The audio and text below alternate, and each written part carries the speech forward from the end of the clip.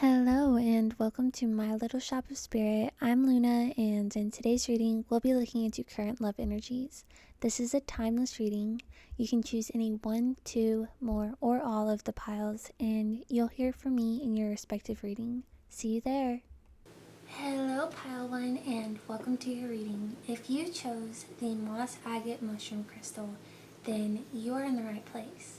There's much to cover, so let's just get started. So pile 1 is characterized as being soft and mushy, stable, rare, pure, nurturing, loving, someone who likes substance when it comes to personality. I channeled Mount Fiji when I was doing this reading for you, pile 1, and the related symbols to Mount Fiji are stairway to heaven, pilgrimage, holy ground, site for receiving revelations, dwelling place for deities and ancestors, portal to the other worlds, a place of death and rebirth, growth and maturity, and a place for the divine. So perhaps this is representative of a journey you're on at the moment. For this pile, we also channeled flower buds, cherry blossoms representing life and death, renewal and transitions, someone who's delicate, the image of a starfish, so probably this is symbolic of the ability for you to renew yourself and regenerate, to grow, adapt, and your connection to infinite divine love. I also channeled the image of sandbank, like island sand strips. I also channeled the angel numbers for this pile as 1 being symbolic of oneness and new beginnings, awakening, divine support, manifestation, the power of divine consciousness. 7 standing for rest, death, rebirth, a union of the physical and the spiritual. And 777 being a sign of spiritual awakening and a call to embrace inner wisdom. So from your crystal pile 1, I also channeled the image of a bubble bath, and maybe this is just symbolic of the end of an era and the start of a spiritual awakening. So this is your spirit team kind of calling out to you to set intentions, visualize, make sure you're taking the time to relax and do self-care. It's a call to note the fragility of the self in life. And if you feel you need a little extra energetic protection at the moment, pile 1, showers are a great time to shift and protect, wish, will, whatever. Just speak to the water mentally or aloud and let the water you've set the intention with just wash over you. The reason behind this is because water responds to emotion, intention, and will, so you can set intention to your shower or bath and just let the water do its work. So let's jump into your cards now, pile 1. So that was all just what I channeled from your 1 crystal. So we'll jump to the cards, and then after that we'll actually also go over a more in-depth channeling, and in the end we will go over the meaning for your crystals as well. So jumping into your reading, pile 1. So how they feel about you, pile 1, they are so sure of their love for you.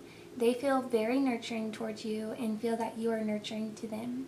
This is a highly sincere relationship, one marked by deep feelings and dreams. I feel like for some of you, they may feel as though you're healing a mother wound for them, or you're very motherly. You and your partner may have moments of telepathy, and this is a relationship where the both of your third eyes are active. They see you as someone who is both deeply in tune with your own emotions and the emotions of others. You are their ideal partner, and they sense it in their gut that the two of you are destined to be together. They feel that you have the world at your feet, or you have the potential to. Otherwise, they just admire you very much. They see you as someone who's worked hard for and protects their gains from life, whether that's material, spiritual, or otherwise. When it comes to their true intentions towards you, pile 1, they fantasize often about all the ways that they want to fulfill the future that they want with you. They even fantasize about all the different possible futures they could have with you. Their imagination runs wild with the possibilities I think them considering all their possibilities is potentially what causes fog to produce on their path at times in this connection. It's like there's too many options, and time will narrow the options down and provide clarity, of course. But for the time being, they may feel disconnected at times from overwhelm, but this detachment isn't a reflection on the closeness or lack of closeness between the two of you. Your partner is in a state of introspection and just needs the space and silence. Another thing is these choices between paths all feel like dreams, concepts that rest amongst the stars, and so they feel out of reach at times, but that's just temporary. They're very passionate about their intentions towards you, and for the most part, they believe they will achieve what it is that they want for you in this connection. So, what you want from this connection, Pile 1, you want a partner that offers balance, you want peace, you want to take things slow. I heard live slow, die old. You feel like an inner sense of calm within you, and like you guys belong together. You feel like you're tranquil when you're with them. This relationship, it's quite accommodating and compromising. And if you haven't made these actions to accommodate or be compromising towards one another, this energy is just present, and you would extend these qualities to one another. And there's also a lot of healing here, a lot of healing. You may heal each other's childhood wounds. This connection allows for a lot of expansion and prosperity, and I think you want this with them. And not only do you want this, you believe you can manifest this materially. You also feel like you've seen your own shadows, and you want to move closer to the metaphorical light in life. Not only do you want to do that with them, but they inspire you to do that. They give you stability and strength to do that. You are fearless for them. You want to adapt and transform over anything that comes your way. And you want commitment to your partner and the dreams you share. You want to nourish them. You feel like these qualities, they're urges that come from deep within your soul. When it comes to your partner, Pile 1, what they want to become a better version of themselves. And they want to search for their soul to reflect and find inner guidance and sanctuary. In life, they search for deeper truths, and they want to do so alongside you. They want the currents of life to flow through your connection.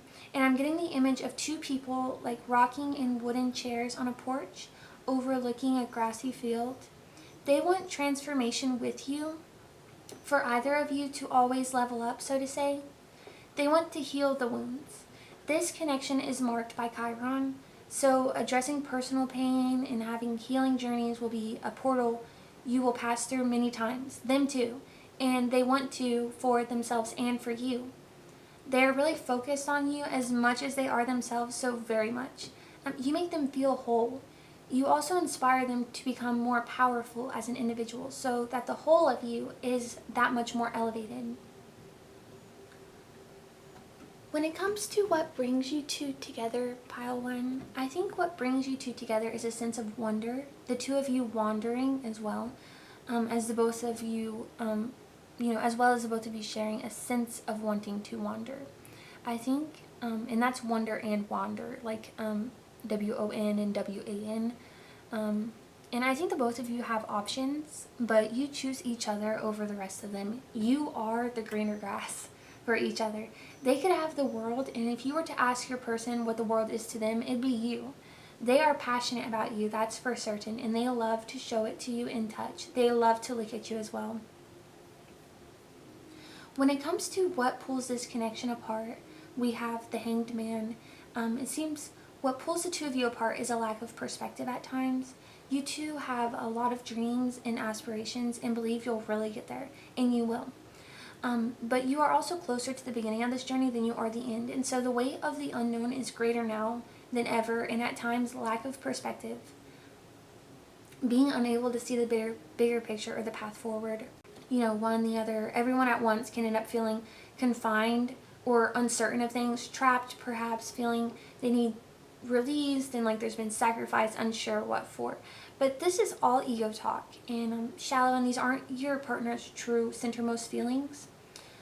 Their intuition always brings them back home to you. These anxieties will calm in time as the connection will bring about a union of body, mind, and spirit within either of you, and integrate these anxieties in a way that's more productive than it distancing your connection.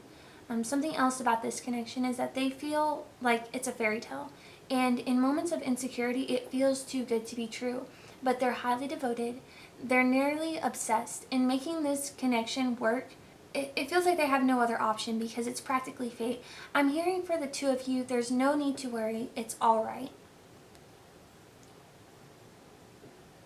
Concerning the energy around this relationship, this connection is new. The energy is heightened and there is an exchange of inspiration. I'm hearing brain exchange, and it's like the two of you are constantly exchanging ideas. I think the two of you have, quote unquote, accepted the challenge of having each other as a partner. I feel like you two do a lot together, and you may even travel together quite a bit, or try new things together, go to new places. They feel the butterflies of being in new love with you.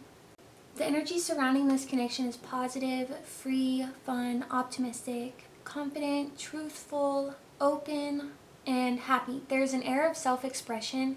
The both of you are allowed space to express yourselves, your minds, your bodies. It almost feels like the both of you feel it's a right, but not one you're really fighting for. It's just, it's given. Like, of course you can do this. Get this tattoo here, this piercing there. It's your body, and I find you in it beautiful in all of their expressions. So tattoo away, pierce away, fashion away. When it comes to expression, I don't think there's anything not okay, so long as it's meaningful. The two of you may have met around winter or came together as a couple around winter. I think the law of manifestation, the law of attraction, is prevalent in energy here, meaning the belief that one's thoughts, actions, beliefs create the life that one wants. So you two practice what you preach. You seek something greater than your positions now. This is a connection where each of you will evolve as individuals and bring that evolution back to the union. There's a sense of practicality here and responsibility. I'm getting the image of connect the dots coloring page of a cartoon spotted dog. At the same time, there's a tiny air of risk-taking here, stepping out of comfort zones. So you give each other the power to feel you can do anything, take on the world even.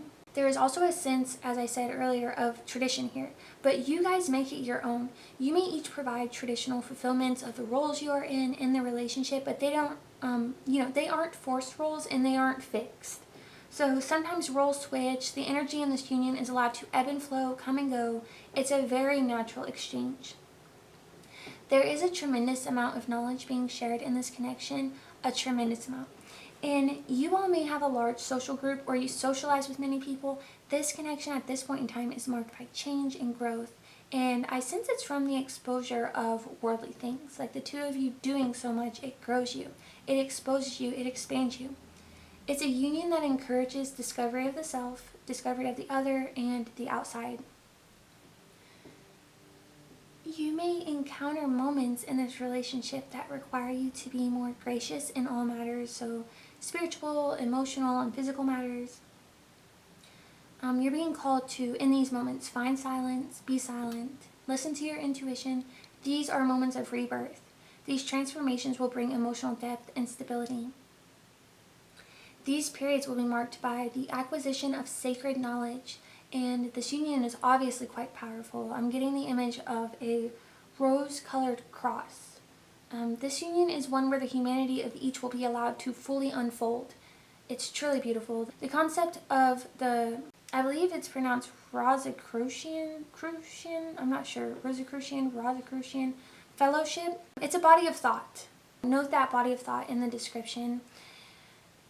Because for you, Pile 1, because I think it might be significant to this connection. So if you want in your free time, you can kind of look into that a little bit more. There might be a message waiting there for you. So concerning the energy around this connection, it's a very loving connection. You each respect the other. There is an emotional bond. There is mutual understanding, intimacy. There's trust. There's a sense of equality. You and your partner overcome obstacles together. You're successful as a unit and you're ambitious, you're determined. You guys have control and self-discipline. You each put hard work and focus forward when it comes to this connection. And when it comes to the love you have for each other, nothing stands in the way. These feelings are instinctual and deeply rooted. if you don't communicate this to one another, there's a good chance either of you will after throat chakra activations. The both of you are willing and want to fight for this connection. I'm hearing it's a war you'll win at all costs. When it comes to what's hidden in this connection, it's that it's incredibly strong. Its strength makes you stronger as individuals. There's an energy of courage and compassion surrounding this union, and it allows both people to overcome self-doubt. I also feel like you are taming each other in some sense. I think it's around domesticity, but each of you have had a taste now and you like it. This relationship is as if reward for the completion of a karmic cycle or rather it's the realization of a karmic lesson, and now there is balance between the spiritual and the material world. And there's a presence of infinite energy within this union, and it's symbolized by the image of the infinity symbol. There's a message here about being kind to the self. That's where strength begins. So we also have, for what's hidden from this connection, is the reward. I feel like you all are, like I said earlier, at the beginning stages of working towards your dreams, or if you're in the working stage, then you're in the part where the reward hasn't culminated fully in your lives just yet. So the material potential of this relationship is hidden in that way. This connection has great potential to be highly recognized, even to the levels of fame, having fan status, being in the spotlight for something significant. In terms of whether or not this relationship has the potential to be successful, the answer is yes. It's a relationship that will start from the bottom together and work their way up to the top together. They feel it's you two versus the world, and they want to face it all with you. They could be going through the worst of circumstances, but they feel like it's nothing if they have you by their side. They feel you're all they really need. You two may face or have faced poverty or hardship together, and the both of you intend to work out of it, and to do it as much as possible as a unified pair. The two of you share a lot of hopes and dreams with one another, without a doubt including one another in them. Their intentions are to be on the same level as you, consciousness-wise and communication-wise, because right now they feel a lot of warmth from these points of connection in your all's relationship, and they want to always maintain this. Speaking is a giant thing for you two. You talk a lot, about everything and anything. Large, expansive discussions about existential topics and small, comforting discussions. And I'm getting the image of blades of grass, but the poetry collection by Walt Whitman by that title might be significant to you or this connection. I think your love feels sublime, as in it's so grand, it leaves one in awe. You two love to converse with one another though, and you feel energized by it. You all will have success in all earthly matters. You'll be able to set goals together and stick to them, each of you being reliable in this connection. There will be opportunity to increase money, increase consciousness, and express curiosity here. This is a connection marked by the willingness to learn, to study, to apply oneself, to have an open mind. Communication and shared mental spaces, being on one another's level, for lack of a better phrase, are significant to this union. So moving into the notes that I took just while channeling, I can feel the love here. There's success within this relationship, but prosperity comes to the unit as a whole within this unification of hearts. Something about this feels like new love, a fire starting so that you can move to focusing on other resources, and I feel that both parties here do want to build resource in the future together. Your partner might be more cerebral than you, like they ponder a lot about the future and what it holds and what they want to offer you, and you have more presence at the moment in your concrete offerings. But both of you share the same vision, so you have patience in either of you arriving at your vision in due time for each of you. I think you realize and respect how you are as individuals. And this relationship conjures the image of a gentle breeze flowing and blowing through long blades of grass in a field. A gentle rhythm to something that clearly offers longevity. There is a naturalness to it. Both of you being quite intelligent is something that brings you together, but I do sense anxious attachment styles present in this pile. Perhaps just stemming from overthinking, and I feel like both parties at one point were in this space, and now one I'm sensing those who picked pile 1 is more involved with spiritual involvement, and in the ways they haven't healed this, they're working to. And their partner shares this journey, but is less spiritually inclined, more into the physical, material world. And that isn't to say they are materialistic, and that isn't to say they don't want to build an empire of their own with you. In terms of what pulls you apart, I think it's simply overthinking from the anxious attachment styles. The energy of this relationship is that you guys can create anything you want. You dream of doing so, and the world is yours. Like I said earlier, this feels very new relationship, new friendship, in the sense that you all dream together, and there is a shared sense of support. Even if you've been together 6 months, 2 years, longer, you guys love to live life together, share experiences, and you love doing things together for the first time. The first to show a food, the first to show a movie an interest, in a subject of study, whatever it is. I feel like this connection is the type to find introverted activities in public, so like hiking, movie theaters, bookshops, antique stores, and peddlers malls. I think that each of you want it all from the world and enjoy resting in each other's peace while you go after it together. Both of you lead, both of you follow, and you both feel rather balanced as individuals. And despite this exchange, I feel a sense of tradition in your roles, but it's like you make him feel like a man and he makes you feel like a woman, or insert whatever is applicable to you there. You make them feel like a full and genuine embodiment of their desired expression in them to you. You let reason prevail in the moments of disagreements.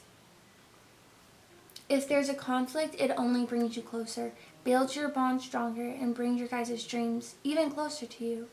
What's hidden from this relationship is its full potential. I think what this relationship has to offer is just what it has offered so far is just an inkling of what it could. There's a lot of love here, a lot of meaning and genuineness to this connection. Something else you might not see in this connection is the amount of eyes on it, watching it in an envious way even. That's not information for you to internalize. It just came up. Envy seems to be admiration from a place of lack, so we send them love and light and carry on ourselves. I was hearing big band music and was reminded of the 50s, and more so like, the grandiose classic ways we think of love and life look then.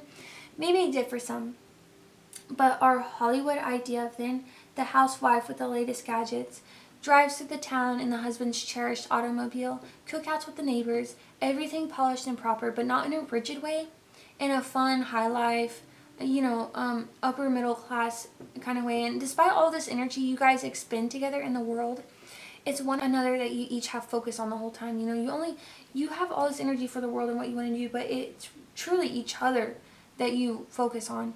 And this relationship has great potential for success, and as of right now, it very much is successful. I think there's potential for material issue though, but don't let that get you down, pile 1. As we said earlier, you all have the courage and tenacity to accomplish whatever you set your minds to together and apart, but especially together. And you guys have a track record to prove you can do this, a pairing of the minds. And again, this potential for material hardship just reminds me of young love. And I think this material hardship is perhaps what may bring to the surface this relationship's hidden quality and infinite strength. You each have no ends for one another. This is someone who would be as broke can be with you and still be happy. This is a very balanced and beautiful connection with two people who are highly intelligent and looking for something meaningful. So let's move into your charms, pile 1. We have a star that says "I love you" written all over it repeatedly.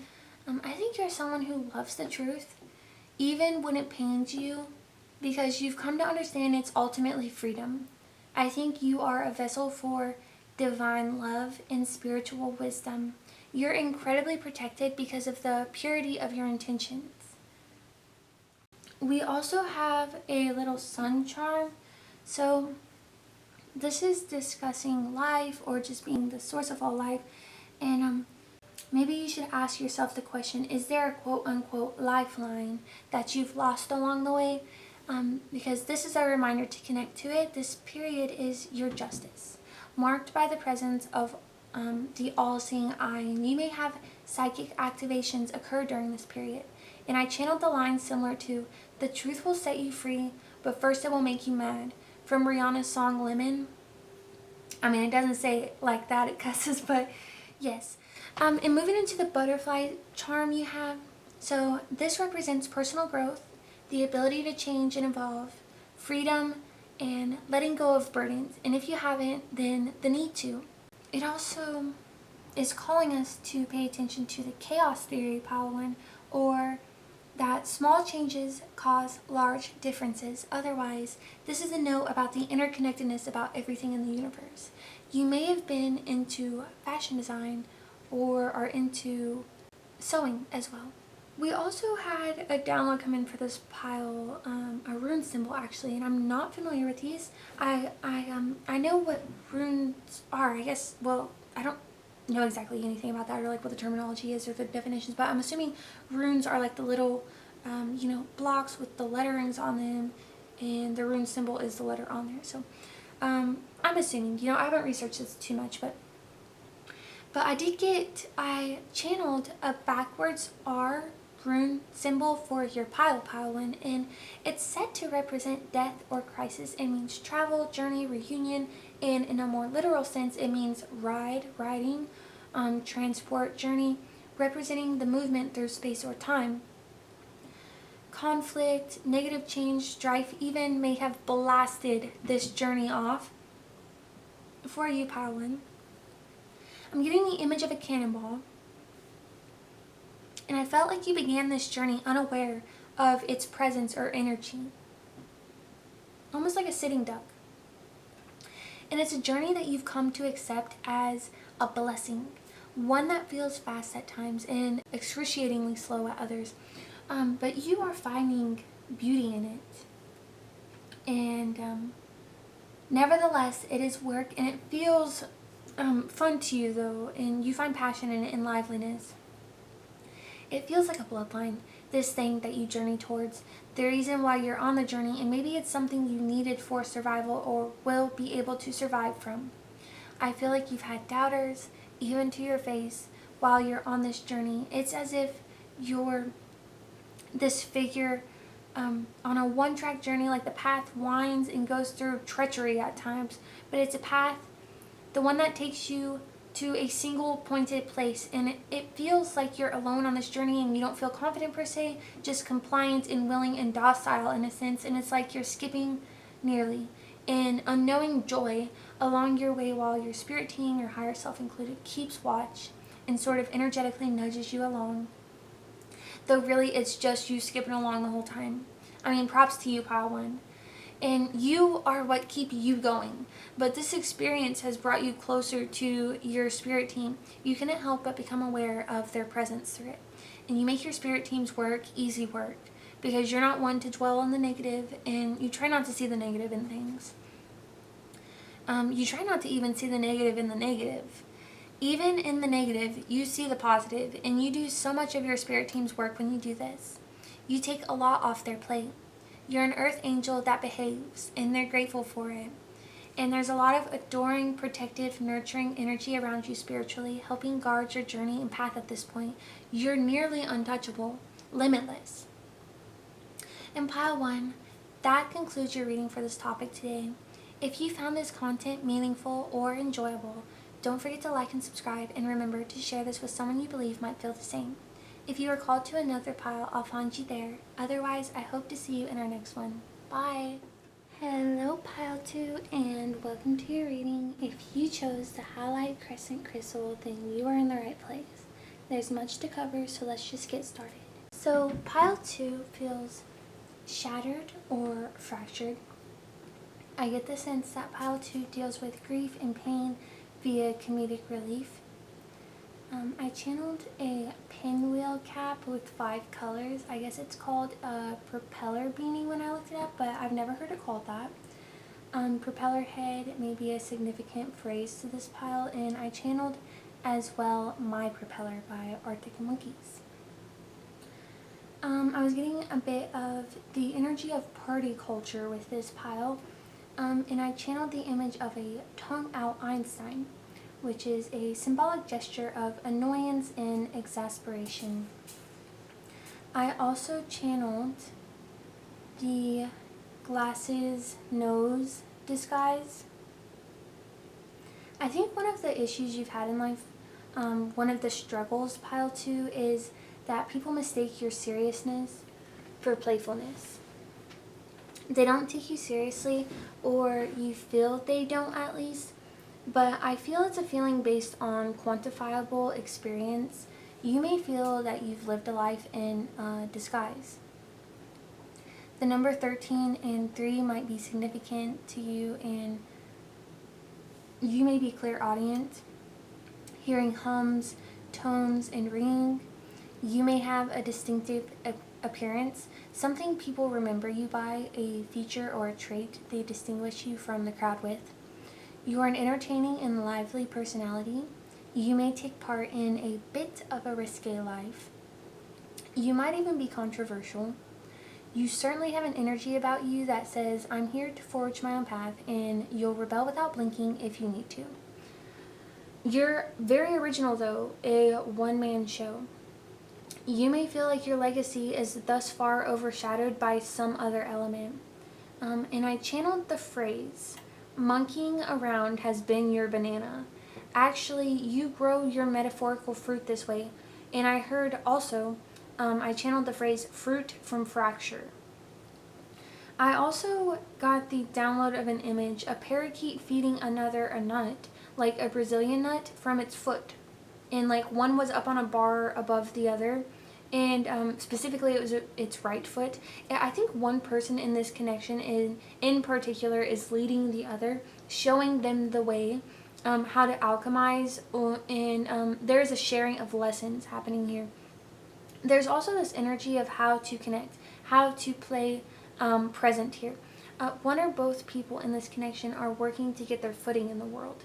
So I sense both are, but one is more concerned with the action it takes to change conditions. I feel it's you, and I sense this energy of mulling, as if you've never quit considering a way to change things. You might be a very observational person, like you observe others without drawing attention to yourself. Your ability to mimic is a superpower. Pile 2 is a purity that's been marbled, so to say, by its traumas and problems. But marbling, if you remember, is just fat. It's not the meat. And I think that's how your partner views you. You're not your trauma. They see you as pure. I also channeled a lot of like 2000s Y2K era music, specifically Eminem. And I'm hearing ditto. My tea's gone cold, I'm wondering why. Got out of bed at all. And when I channeled this, y'all, I was full-blown crying as I channeled that earlier, for a lot of reasons, but it came through mostly as your person wanting to say to you, you don't need to tell them anything. They thank you too. They sense that you've had a lot of sorrow in life, and this person has... I mean, they don't know this, but this person for you has given you literally the best days of your life, and you feel unable to use your words to tell them this, and you're so scared they don't know. And they want you to know that they do, though, and they want to thank you too. I also sense that your sorrows, because of your person, are greatly behind you, and it's mostly your mind that keeps you in that statehood of sorrow, believing you have reasons, if not presently, then ones to anticipate for being sad. But I think you've been given a lot of reasons through life to believe that. And this person has been a breakaway from that. And I just heard breakaway suit. And it made me think of sort of, in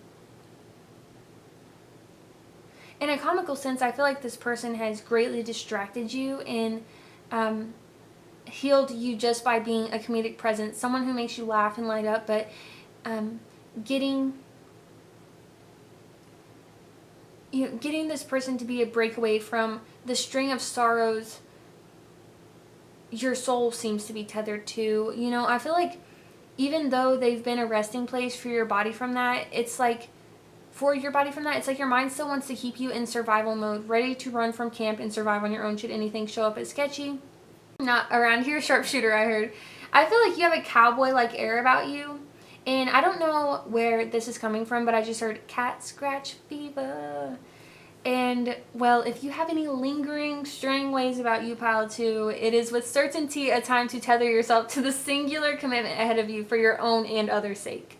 Moving on to some softer topics, Pile 2. You like creature comforts like snacks, getting cozy with a blanket, restorative naps. I was picking up on, for some of you, so maybe it's actually your person here, naps in the sun, like a lizard, soaking up the heat. And I'm channeling that scene from Matilda, actually, where they put the newt in the water pitcher to be drunk by Mrs. Trunchbull. But for many, I picked up on an enjoyment of smelling like outside, like how you smell after spending a full day outdoors. Your story may be one of love and anti-love. You might be a quote-unquote froggy individual, a fighter, or life has made you fight a lot. Pile 2, you also don't need money to feel your best. You all live your best life without, and maybe you've had periods in life where you have had money and it didn't make a world of difference on your character or your behavior even. You're very humble.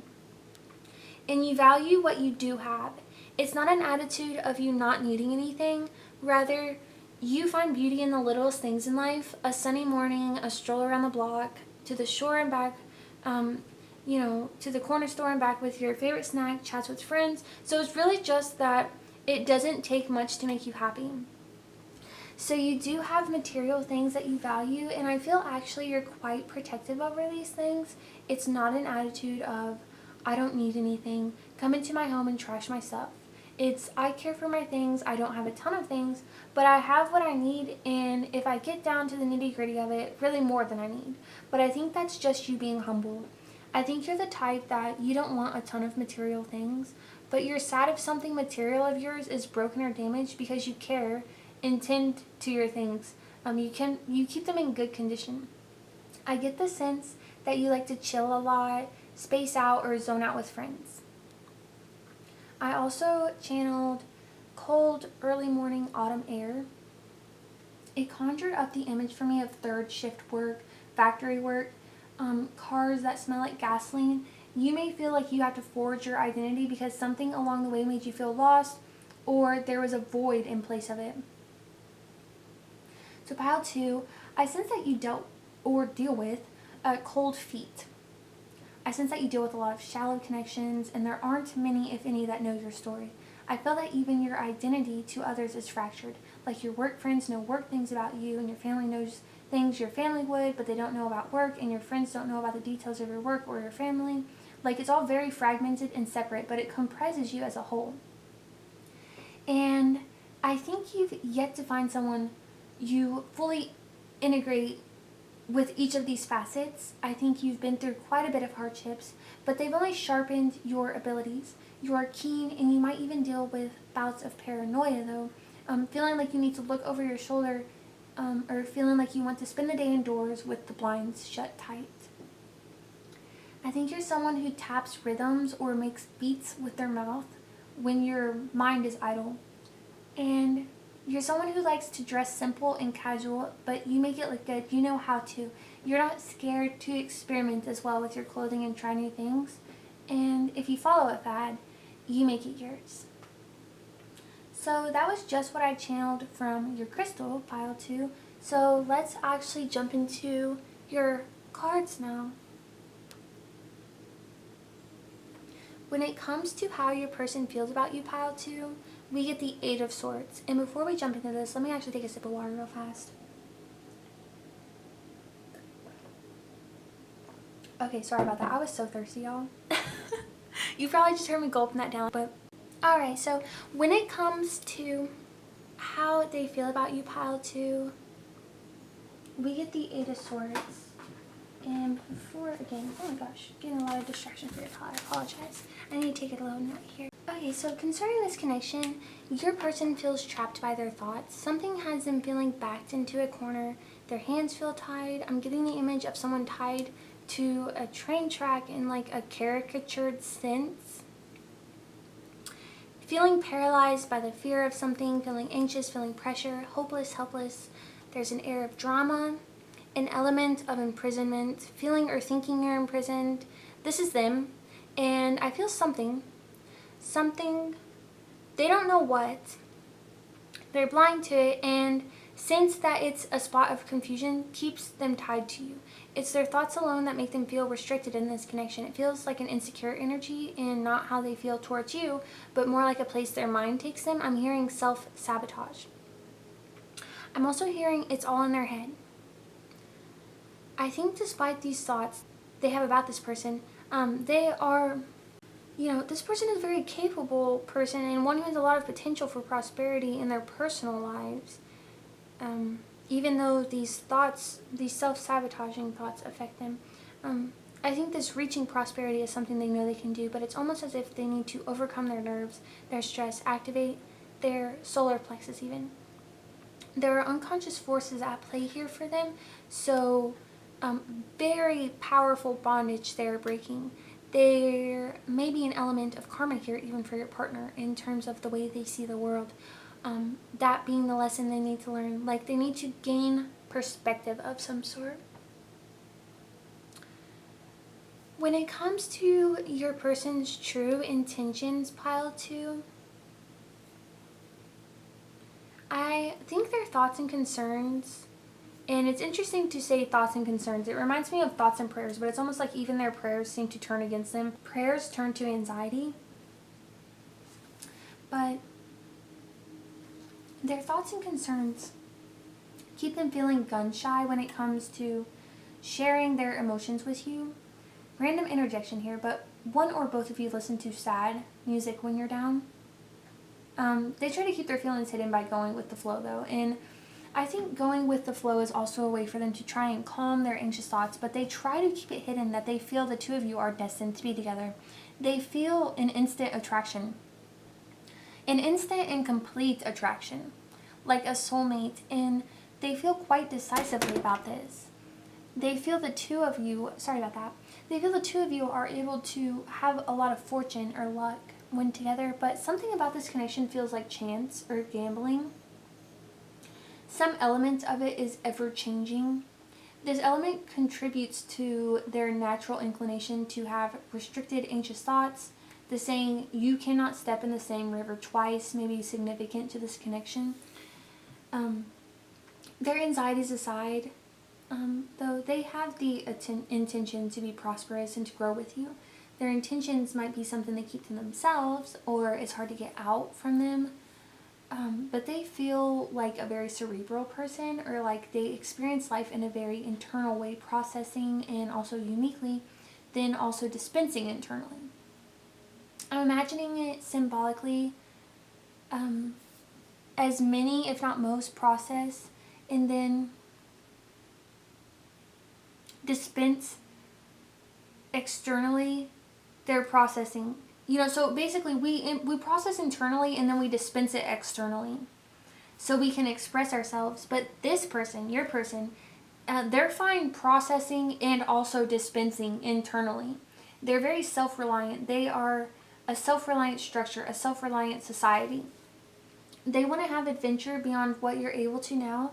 I'm getting the image of two cats that prowl a neighborhood together, and they dream of expanding their territory, expanding their horizons, and exploring new places together. They want to evolve with you, and they believe they can. I'm hearing Dewey Decimal System as well. Their intention is to reach a state of perfection with you, a state of wholeness and completion. They try to remain neutral in this connection to themselves as a measure of self-protection, but they definitely want to become one with you. I'm hearing Godhead. They're extremely into you, pile 2. Extremely. It's borderline obsessive. They just want the two of your energies to become so entwined, melted, and enmeshed in one another. So, what you want, pile 2? You fantasize about this sudden flash in time when you'll be able to seize the moment and declare more directly your thoughts and feelings for them. You fantasize about coming clean with your feelings, and it's interesting to say come clean about something so innocent. I almost get like the sense that you've been shamed for your feelings or pushed into hiding, and so you'll need to unlearn this.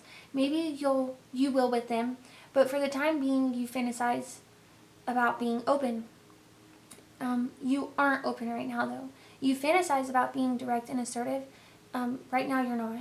But you might even cower in the face of your feelings. I'm picking up on the image of Courage the Cowardly Dog, and I get the sense that it's almost like you currently wait until the last minute to claim your stake in what's yours, like right before you know for certain or fear for certain you're about to lose what you have. Only then will you declare.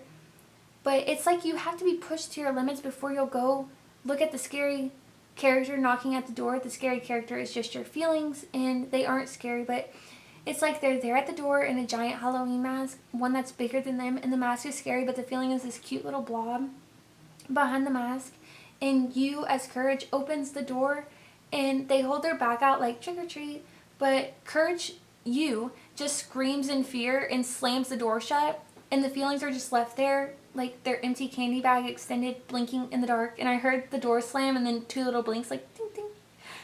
You're someone who always makes sure to get what you want, but you have to be pushed to externalize this into action. And as I said earlier, not only are they not only are your partners so comfortable being cerebral and being a thinker, you also are, along with your comfortability, dispensing or expending your expressions within to yourselves. And I heard a self-sustaining snake. But you want to transform your ways and move from being a thinker in this connection to being a doer, someone who has the confidence to openly go after what they want. Knowing with confidence it's for them. Your heart is really in this, and for some reason I get the sense that it's in this moment, or this moment is one of the moments where you feel you must act urgently when it comes to them. You want to have faith that your dreams can be true. They feel like your person does, feels like a wish fulfillment to you, and you have an unhealed element that causes insecurity. Can I really have this, you wonder? But you know that wondering is a beast to tame. It isn't your own spirit. I think you're a dreamer, actually, and you have faith that your dreams can indeed come true. And I heard this, and I'm getting another download as I say this. They're just flowing in, so I'm just going to say the second one first because it came in another pile, and I was like, that's really specific, and I was unsure, but I'm facing confirmation in this moment. Ireland may be significant to you in this connection. Something about Ireland. In some sense. And also for some reason I'm hearing someone in this connection really likes sandwiches, like simple homemade with mayo sandwiches. I'm getting back to my original download though, a song that I didn't know was from Pinocchio but realized after some research, a song made famous by Disney titled Wish Upon a Star.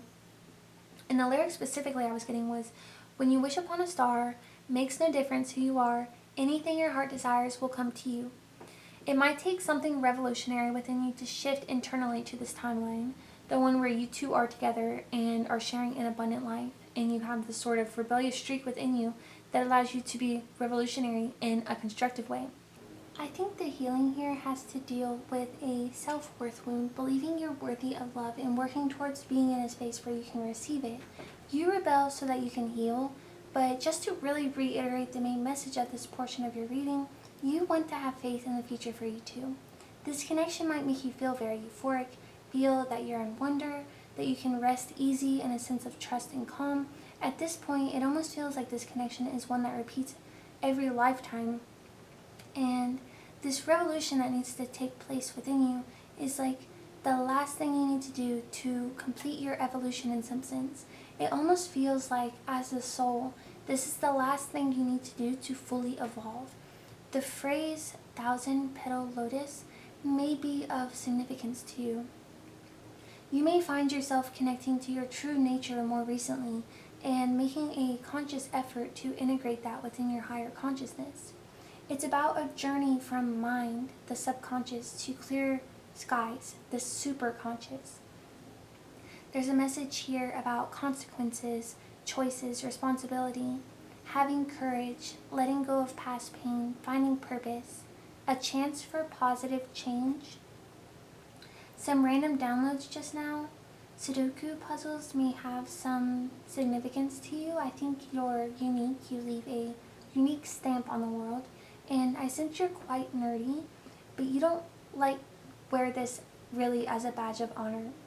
This period may be a chance to clear karma, learn a lesson, and a chance at finding balance in your life, and allow yourself to open up to manifesting your personal paradise. This is a chance at new beginnings. So, in regards to what your person wants pile 2, your partner wants purity from a connection. In this connection, they want new beginnings. They want to have happiness with you and to share love. They feel the connection between you two is very fertile. It feels like power couple energy. There's also this feeling of emotions overflowing. They have a strong passion for you and it's in constant motion, constantly brewing, and I heard love witch. Currently, they feel their heart is opening to the connection. They're going through an awakening of some sort themselves around knowing something, realizing something. I'm getting the image of someone inserting a body of Christ wafer into a gumball machine as if it were a coin. I think you're the one inserting the wafer and they are the gumball machine. And there feels to be some element of sacrifice here. A sacrifice that was actually a debt collecting up, and one that would come back around to be paid. It's almost as if there was a time you felt this person was a one-trick pony that was just there for your amusement, but you're coming to realize you were mistaken and you made mistakes. There's also this element of you having felt like at one time you knew how something worked, or you had expectation of how something would go, and it would be as simple as putting a coin in and getting your gumball. But you misunderstood the coin and you underestimated the worth of the gumball. Today, this person inspires you. The sacrifice may have been something made to strengthen the bond. I'm hearing food, substances, blood, sacrificial lamb. This is my body, this is my blood. And I'm also hearing that they wash your sins away. That they are the real body and blood of Christ. And it feels almost as if they arrived out of thin air in your life, and they arrived on your doorstep, a blinding, glowing ball of light, overflowing with abundance, overflowing with purity, and in the earliest instances with them, you sort of played God. They want to put an end to something that feels unjust. It feels like their throat chakra has been activated in the journey, and it took them doing this for them to defend themselves. It was a struggle. There was aggression and clashing personalities, having to be assertive, which is difficult nonetheless, but even more for the lamb. They want the strife to end, the competition and having the need to be defensive to end. They feel the relationship makes them insecure, and they've had to develop a personal strength to empower them just for survival at times in this connection. They feel it's taken a lot of responsibility and discipline to be in this connection. It's caused them to finally speak out in some sense due to the conflict. But I feel you bring more than one wound to the connection, and this person feels in moments of the battle between the two of you that they have to defend all sides of themselves tirelessly and unnecessarily. They want more healing to happen in this connection. They feel, though, that there's been an unavoidable tension and a decision to be made. There may have been a period of stalemate or avoidance. They feel it's a toss-up, and the direction is dependent on you. They feel they have been made to face fears in this connection and are at a crossroads, one where they've done the introspection, they've done the reflection, and they face inner conflict. This is a very emotionally involved state they enter. Their emotions are heavily tied to this period or bout of introspection and reflection. These emotions are drawing upon their instincts, so this crossroads moment for them may be a choice of following their intuition or not. Having inner vision, intuition, and insight of what it is they need to do. Their energy of whether or not they want to move forward in this connection is yes. If you show me you'll be honest and vulnerable and committed, and if you honor and respect me. What brings the two of you together is challenges. It's almost like this person entered your life defending you. They didn't really know what they were up against in tending to your battles, but they did it blindly anyways, and with a lot of energy and meaningful intention. They did it only for you, and that's it. It's like a sense of, you belong to my pride, so I live and die for you mindlessly. I live and die for you. They believed in the meaning of your all's connection. They came to you with courage to face battles that weren't theirs to begin with, and that, since the start, were stacked against them. What pulls you apart in this connection? We have judgment with the top of the card facing right. What pulls this connection apart, and what's interesting is, by default I wanted to say around. What pulls this connection around? So let this thought fully develop, and I'll circle back to that siren there. So what pulls this connection apart is an awakening, but I think this awakening is something that will also bring you back together, or if not necessarily that, it brings you together. What brings you together is that you guys are able to survive the distance. You know, if not literal, then the metaphorical distance of coming apart and together mentally and emotionally, coming full circle and back around. You know, there's a completeness there, even though there is a detachment there. But there will be a new energy after the awakening, energy that make you feel homesick in a way for something from before or like a previous way of living, but this awakening is a reckoning of some proportion that's due in this connection, an unavoidable judgment call or a choice to be made. And you know, I sense that there's fear or anxiety on your end about this. Just know, from what I can tell, everything here points to the change that comes from this awakening will be changes in life that happen for the better. I'm reminded of a quote right now. Every day you must choose between the pain of discipline and the pain of regret. And I have a little meme to share with you guys about this exact thing. I found it on Pinterest, but I guess it's actually a repost from a TikTok account that focuses on hopeful content. Their username is Yulkalon, spelled Eulkalon. I don't believe it's original to them, but it's from where I got it from, and that's as far as I could find. It's a period, though, for you of transformation, and this pulls you apart, but it's a time, at the very same time, of regeneration. This connection should survive and be stronger for it. I think it's something you both know, and depending on your level of trust and comfortability, may or may not have openly acknowledged this belief to one another. Even if there are shreds of personal insecurity internally, you keep those to yourself, recognizing again the beast it is, separate from the entity of your love. I think there's been some need for cleanup in this connection, so it almost feels like you don't want to dirty any more than already is necessarily so, as if there's a large area rug to be vacuumed. It needs it a little at this point, it does, and you wouldn't dump more dust and dirt on it even though you're already going to clean it.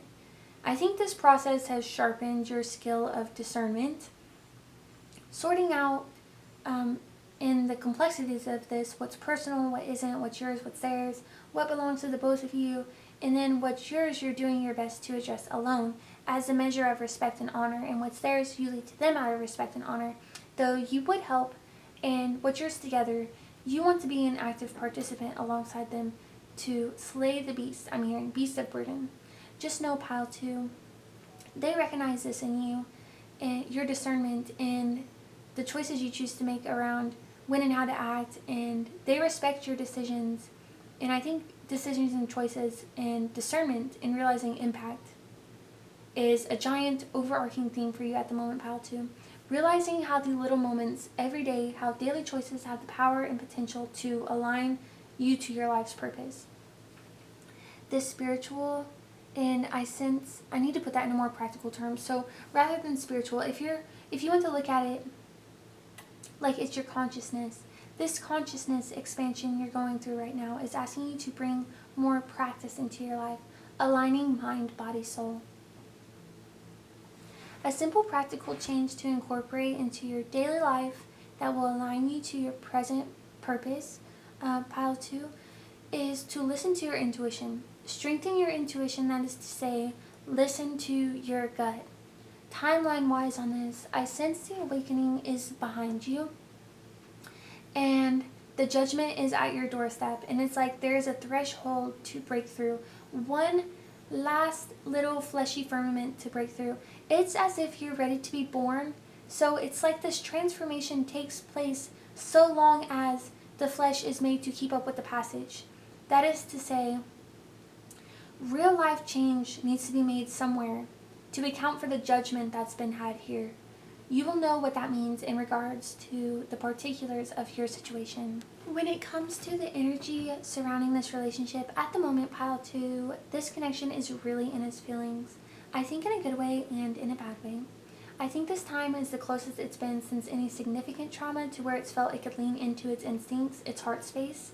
It may feel sexually charged in a healthy way, expressing it through avenues of constructive love rather than destructive lust. The energy around the relationship is that the two of you are listening to your feelings more and doing your best to express yourself outwardly, and sometimes it feels like when the moment comes about, an opportunity to express yourself, it's like the words for either of you can seem walled up behind a dam in your throat, and you just can't get them past the back of your mouth. So the two of you still have a little ways to go in terms of opening channels of expression for your emotions so that your experience is fully validated. However, you all are making great strides in expressing yourself to your partner and pushing yourself into new uncomfortable territories to ensure you maintain and nurture this connection. You each want to do more than keep it. You want to watch it grow. The energy around this connection is incredibly strong, incredibly strong. It's like you'll each feel how strong or how hard something is to experience, but you push away your feelings, so at the same time, you also won't let yourself feel how hard something is for you to experience. And you're really strong, like stronger than you need to be, but I think that's been a way for you to nurture yourself, find a sense of warmth within yourself, because you lacked it outside of yourself. But before we get too off topic on a tangent, those are the good points. You're both being more authentic emotionally and expressing your sexuality in a way that's loving to you and the other. On the bad side of things, you may feel fatigued, like the two of you need to recover. You all are likely expending energy learning from past mistakes, and you're making a stand of some sort at the moment. A last stand. The keywords here for the energy of your all's romantic connection is resilience. You should know with confidence that despite what you've been through with him, what you're going through, or what you will go through, it's possible for someone to have your back all the way, pile 2, and your partner does. What's hidden in this connection is, it's interesting about this spread because it signifies what's hidden in the connection is of mysterious nature, and I can tell with certainty that this connection is one meant to spur growth. And I'm not sure of the connection here, but I just heard spaghetti western. This union is one where each of you are learning that your own internal insights are the best guides for you. That each of you are actively discovering your personal truths. You're learning to listen to your own intuitions, listen to and express your feelings, and for each of you to follow your instincts. This connection should strengthen the both of your third eyes. This is partly a journey of learning to trust both the self and the other.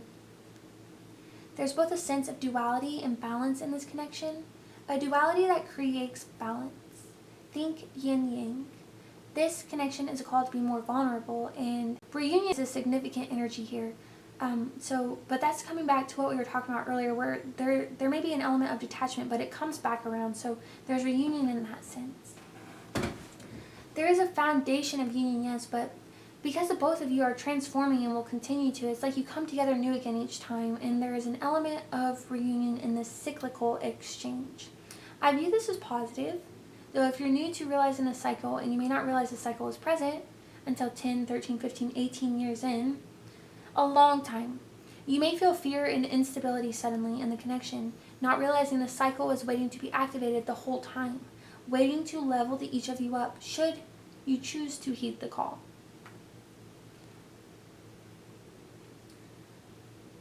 In terms of whether or not this relationship will be successful, we get a yes. We get a 7 of Pentacles, and this card signifies the fruits of one's labors. In this case, it's the union of two as one. It represents hard work paying off, represents results, perseverance, patience, nurturing. This card signifies a certain level of discipline and responsibility that was required for the two of you to achieve this. It's like even though this was a significant stress for you, and has been, it seems the entire time you've known this person, will we work out or not? It's like you've always knew they were perfect for you, but you couldn't believe it. And anyways, all this stressing, and after you have years and years, and maybe even decades, and after it comes to you, you'll just be like, yeah. And it's coming back to the quality I talked about earlier, where your emotions are minimized. This card is all about making investments and receiving the payouts for them. I'm reminded by the image of the card of the time when agriculture was more regularly done on a manual level with like back-breaking tools. And imagine how good the food tasted though when you harvested it then, because you worked so hard for it. This relationship is one that would go down as a ride or die connection. It's a connection marked by the appreciation of beautiful things, aesthetically pleasing things, good food, and an enjoyment of skincare treatments. And the two of you may be possessive, not only over your material things, but also of one another. Alright, pile 2, moving into your channeling notes now for just your general reading. So I heard the song Inigo by Night Tapes. Specifically the line, now you know for sure, Inigo, you don't need to suffer. Channeling the Princess Bride movie as well. The Lovers card pops out as I hear this, and I think you have a love right now that seems like a complete distraction from any sorrows you've had or had, and a distraction in a good way. The song talks about moving on from comfortable situations to uncomfortable. It's about developing your yang power, also about setting boundaries. Yang deals with expansive, positive, masculine, active energy of the sun. Concerning the inspiration for the song, the band credited the word projections as having fascinated them. You've dealt with or are dealing with an ending that feels spiritual. There's a chant in the song, specifically that taps into this energy. I think your person thinks you're the bad boy, bad girl archetype. Your person sees you as dangerous or bad news, and they don't want to wear this on their sleeve, but they can envision a bright, fulfilled future with you, and do. I think you enjoy the excitement, chase, and play of the circumstances with your current partner, but ultimately you want to bask in a garden, and I think you'd be willing to let this person into your garden as well willingly, should they be able to keep up with all your fast defenses. I feel like while you enjoy the chase, you also enjoy running. Right now, I feel you are excitedly chasing and charging though. Your person wants to have total emotional fulfillment with you, but seems to worry about conflict, and it seems actually to do with conflict around you rather than conflict with you. Like, they love you, but they aren't in love with your lifestyle, even though that draws them nearer to you. I think they feel they see aspects of it that are harmful to you, and they want to change that for the better, or they will want to. And I think seeing this, it leaves them indecisive on what they want. I think ultimately they do want a connection with you, but they have worries about conflicts. I almost feel like they're worried as well you have other people to entertain, or they'd have to go through other people to get to you.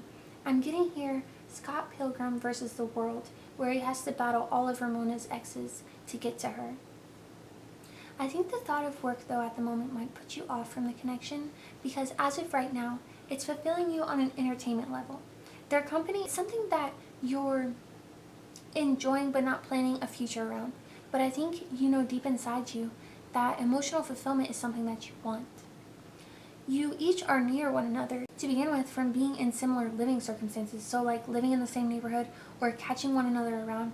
But then what brought the two of you together upon meeting was the ability for either of you to connect on a conversation level. I think you enjoy talking to each other quite a bit. There's a lot of flirting here. What pulls the two of you apart is the emotional unavailability. Pile 2, that they sense and reciprocate. This behavior needs to be left in the past though if you want to get closer to this person, and you will feel like a crab without its shell for a short period of time if you make this change. Soft and vulnerable, but you won't stay that way. I say make that leap and be vulnerable. There's connection here, definitely, sexual connection, but connection.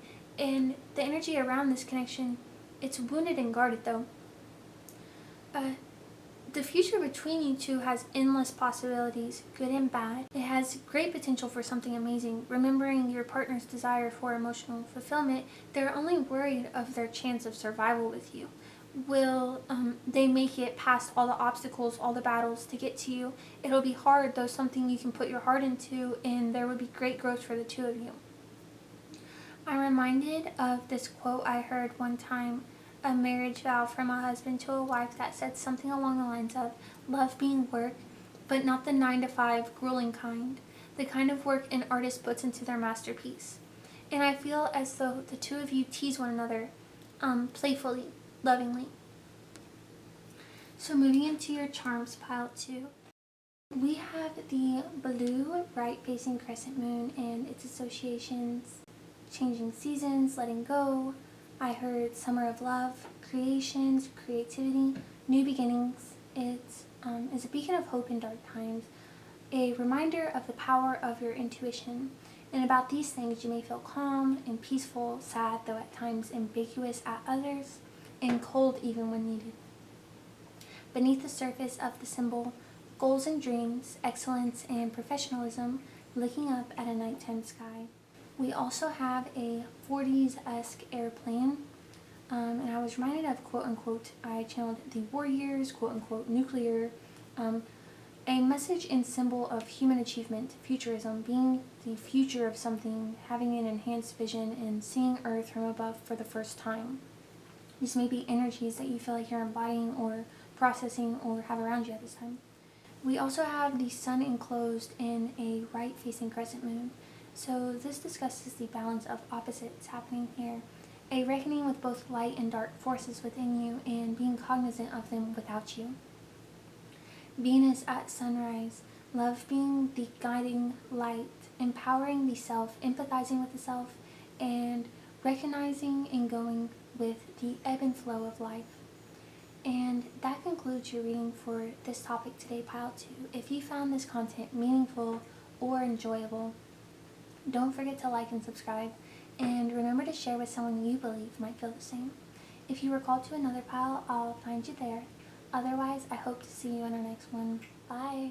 Hello, Pile 3, and welcome to your reading. If you chose the clear quartz heart crystal, then you are in the right place. There's a lot to cover, so let's go ahead and get started. Beginning with your gem channeling, we channeled aloe, so you may have some connections to ancient Egypt. This also stands as a symbol for eternity, burial rituals, protection, preserving, embalming, death by blame, death without decay, betrayal, healing for wounds, healing from wounds, burns, irritation. I also channeled the image of an ice skating pond, so emotional balance. In rigid, frigid emotional spaces, you display grace.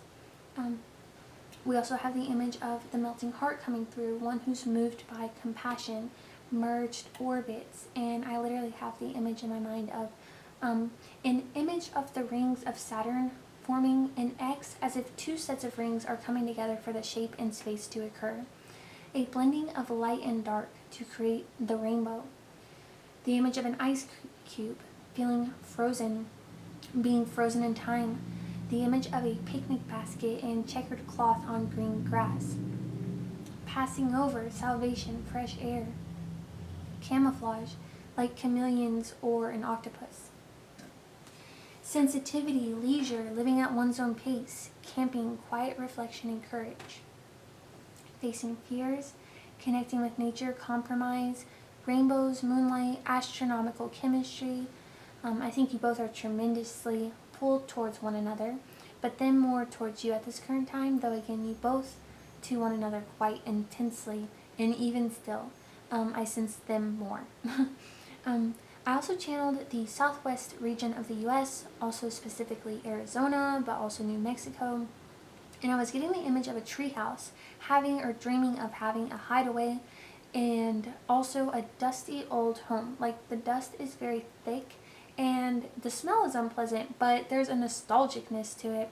It smells like hot. I'm not sure how else to describe it.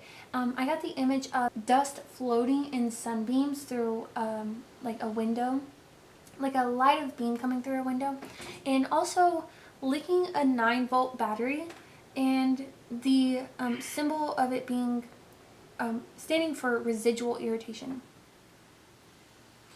So that's just what I channeled from your crystal pile 3. So let's actually jump into your cards now and get into the reading. And after that, we'll discuss some messages I got from channeling, and then we will go over the symbology behind your charms.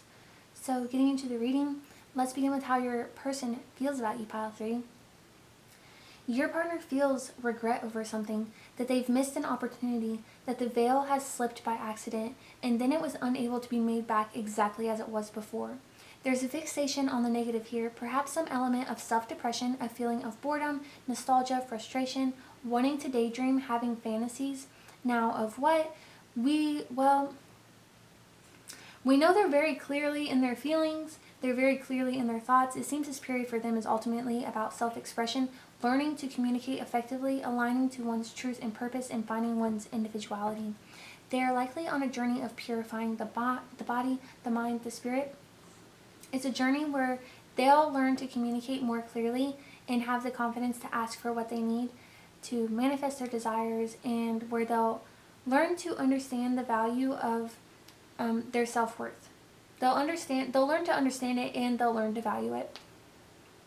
Before their throat chakra is in balance, though, which is certainly what they experienced in full before, and majority what they still do, but they're losing qualities of it already and continue to. It's a difficulty expressing their thoughts and emotions. So they are processing things, whatever this regret is for them, but they're processing it a little slow because their channels are a little clogged. And again, the channel here is the throat chakra. They may come off in the connection at the moment as if they are uninterested or unenthusiastic about it. It's like when you dangle a toy in front of a cat and they don't move, and you're just like, come on. And sometimes they really don't want it.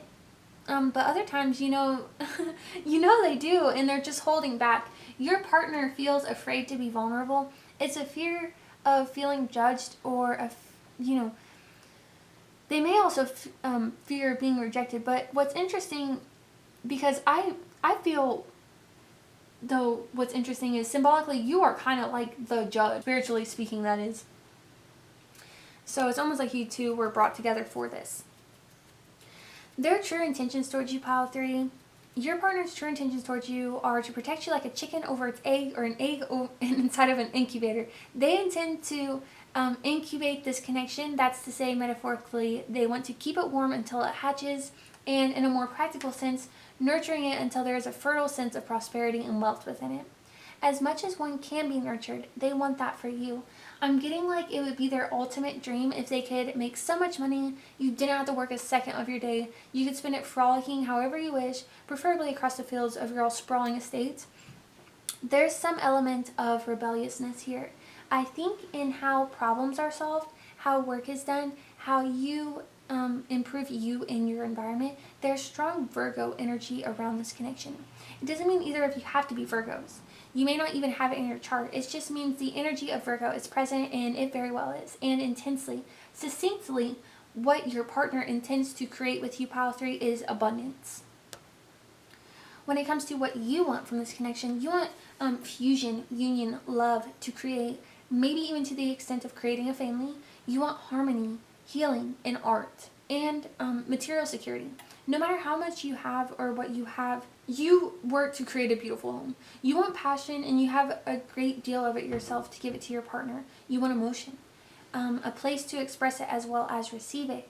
You want to be able to express yourself freely, and you want your partner to as well. For one or all involved, though, I feel here it's your partner, and there may be an imbalanced or unbalanced sacral chakra affecting the energies of this union. The 6 emotions that need to be released to balance it are anger, cruelty, desire, hatred, jealousy, pride. This person may express disdain or pitilessness. The person affected may have wounded feminine energy, even, and they can still be a masculine and have wounded feminine energy. Though, so they can be a masculine or a feminine. If there is one or any affected by an unbalanced sacral chakra here, they may deal with fear, especially fear of death. Getting back to the topic though, I think what you want from this connection, pile 3, is to find understanding in one another, to have communication, curiosity, and to separate from this point, but related to our reading, I'm being called to 3 fates. 3 fates. So maybe there are 3 paths before you in this connection, instead of just a together or not together sort of circumstance. There's another 3rd path present as well. You want a happy family with this person, to reunite and celebrate life together, and I heard you want to take this person to the bedroom, to feel like a team again, and to have prosperity. Your heart is in this connection, and you're feeling very passionate.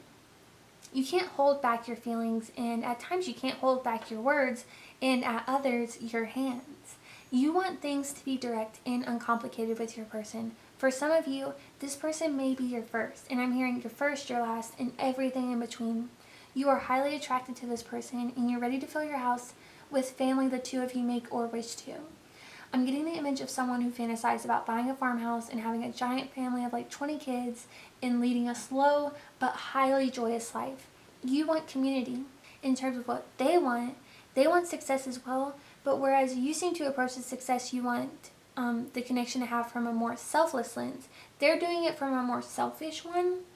They want their wishes to come true, but it's like they focus on their wishes coming true for them. In them alone. They do want joy, positivity, happiness, success, abundance, prosperity, reward, all that. All the same things you do.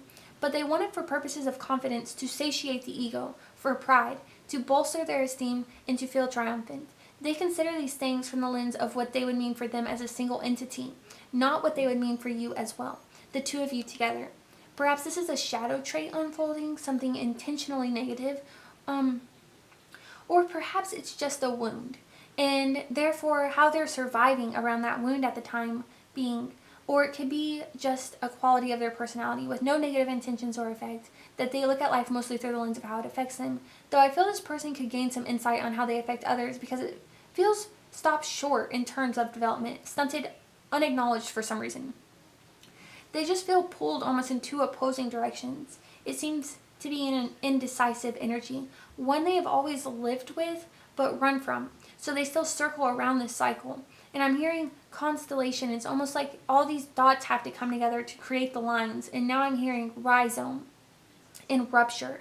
In more practical terms, this to me signals that this cycle of indecisiveness, as difficult as it is, brings this person closer to their purpose, but I don't know that they know that.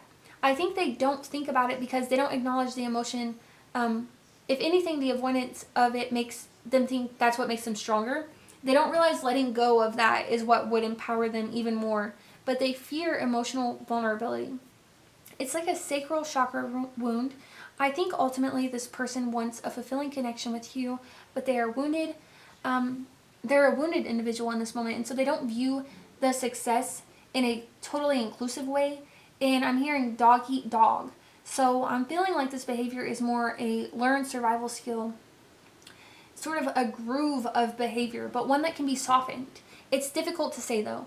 Will this person choose to heal? Time will tell, but everyone has free will, so patience and compassion is important for you in this connection. I would say giving them the space to heal, should they take it, and you hope they do so. Extend it to them. But more than anything, listen to your own intuition regarding this. As of right now, they want a successful connection with you, but they don't want the success to share with you. They want it as a personal achievement, something to be proud of, to be a champion of. And I'm getting the image of a single person being carried by a crowd after winning like a soccer game, and champagne is flying through the air and there's chants and celebration. It's not a we arrived at our dreams, look at all we achieved. It's a look at all that's mine and what I did. It's very exclusionary of you. But I can't tell from only the cards here if it's exclusionary on the basis of selfishness and negativity or innocence and survival. Proud for yourself and all you've achieved because of all you've been through, you know. You will need to gather that conclusion on your own. Trust your intuition, and if you're struggling to hear it, find stillness, silence, and listen until you do. So concerning what brings the 2 of you together, We get the High Priestess, so the greater purpose to your union has yet to be revealed. One thing you will extract from this union, whether you remain in it for life or not, is your personal truth. There's a paradox here because it's like your inner knowledge brings this connection together, but that knowledge won't be made apparent to you until you tap into it.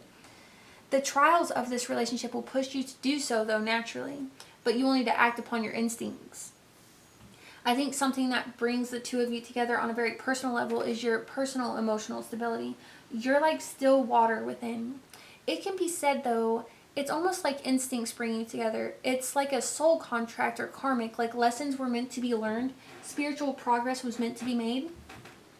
I feel like I'm picking up right now on the need to learn to trust yourself more, to listen to yourself more, not just to give your power away to others, that you can stand strong singularly. Don't be scared of your power, stand in it so you can get the respect that you deserve. I'm getting something in this connection is significant to activating you in your career. I think you have a high level of devotion as well. That's something that brings you together. And discernment may be a lesson that you're learning right now. So, as far as what pulls the two of you apart, though, it's fighting, it's disagreements, and a struggle of some sort, but just general opposition where personalities and frames of thought are clashing.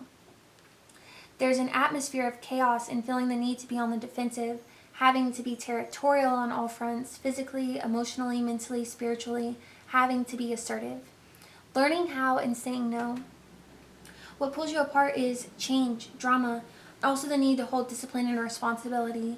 The struggles may have concerned structure in long-term plans and commitments, maybe authority, hierarchy, mortality. The energy here is of facing challenges, and so while this connection is looking directly at them, it does push the two parties here apart, and I'm getting the image of when you try to put two magnets together and they sort of dance around one another. This may be an opposites attract, yin yang sort of a connection. This is random at this point in the reading, but I just channeled that you're someone who heals, you're a healer, and that your partner spoils you like you're their treasure chest. And they want to keep putting treasures inside of it. What pulls you apart in this connection, though, is poor communication. Pile 3, I am back with your reading the next day, and actually I'm back with a microphone that I've wanted for years. I don't know how to use this, like totally. Yeah, or if I'm doing anything wrong, or not wrong, but like I need to like tweak anything. I don't know.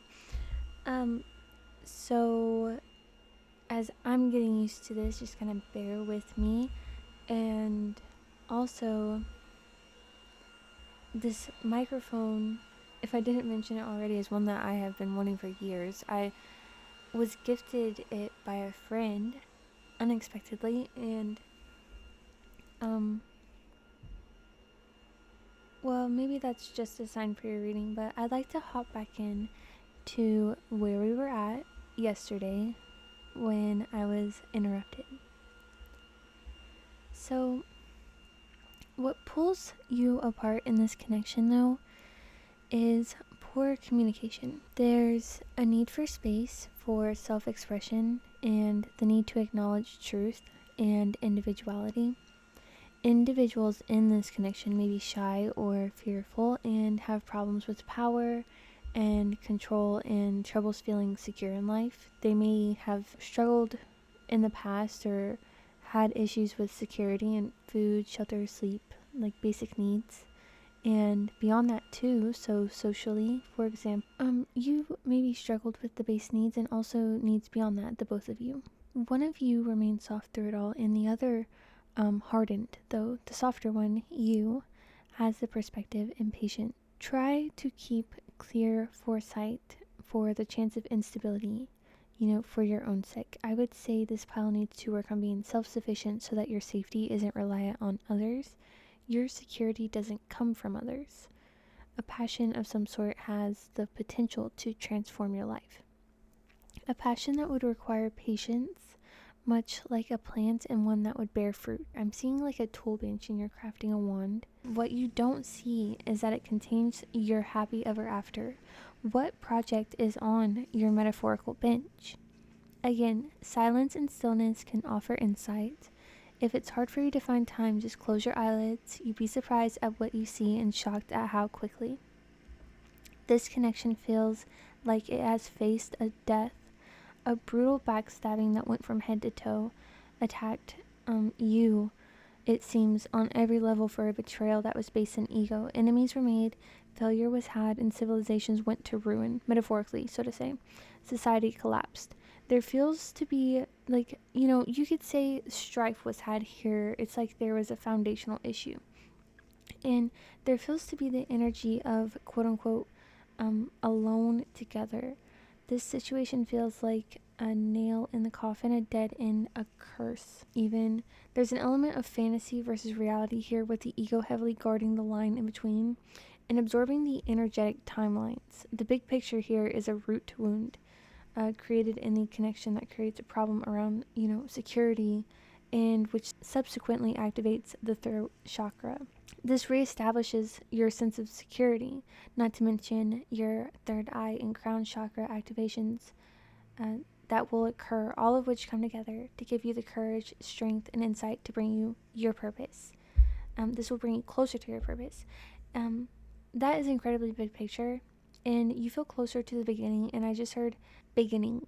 So it's like your spirit is growing, your consciousness is expanding, but you feel closer to the beginning of this journey where you're in the more emotional element of things, feeling like your life has been completely destroyed and you have no place to land.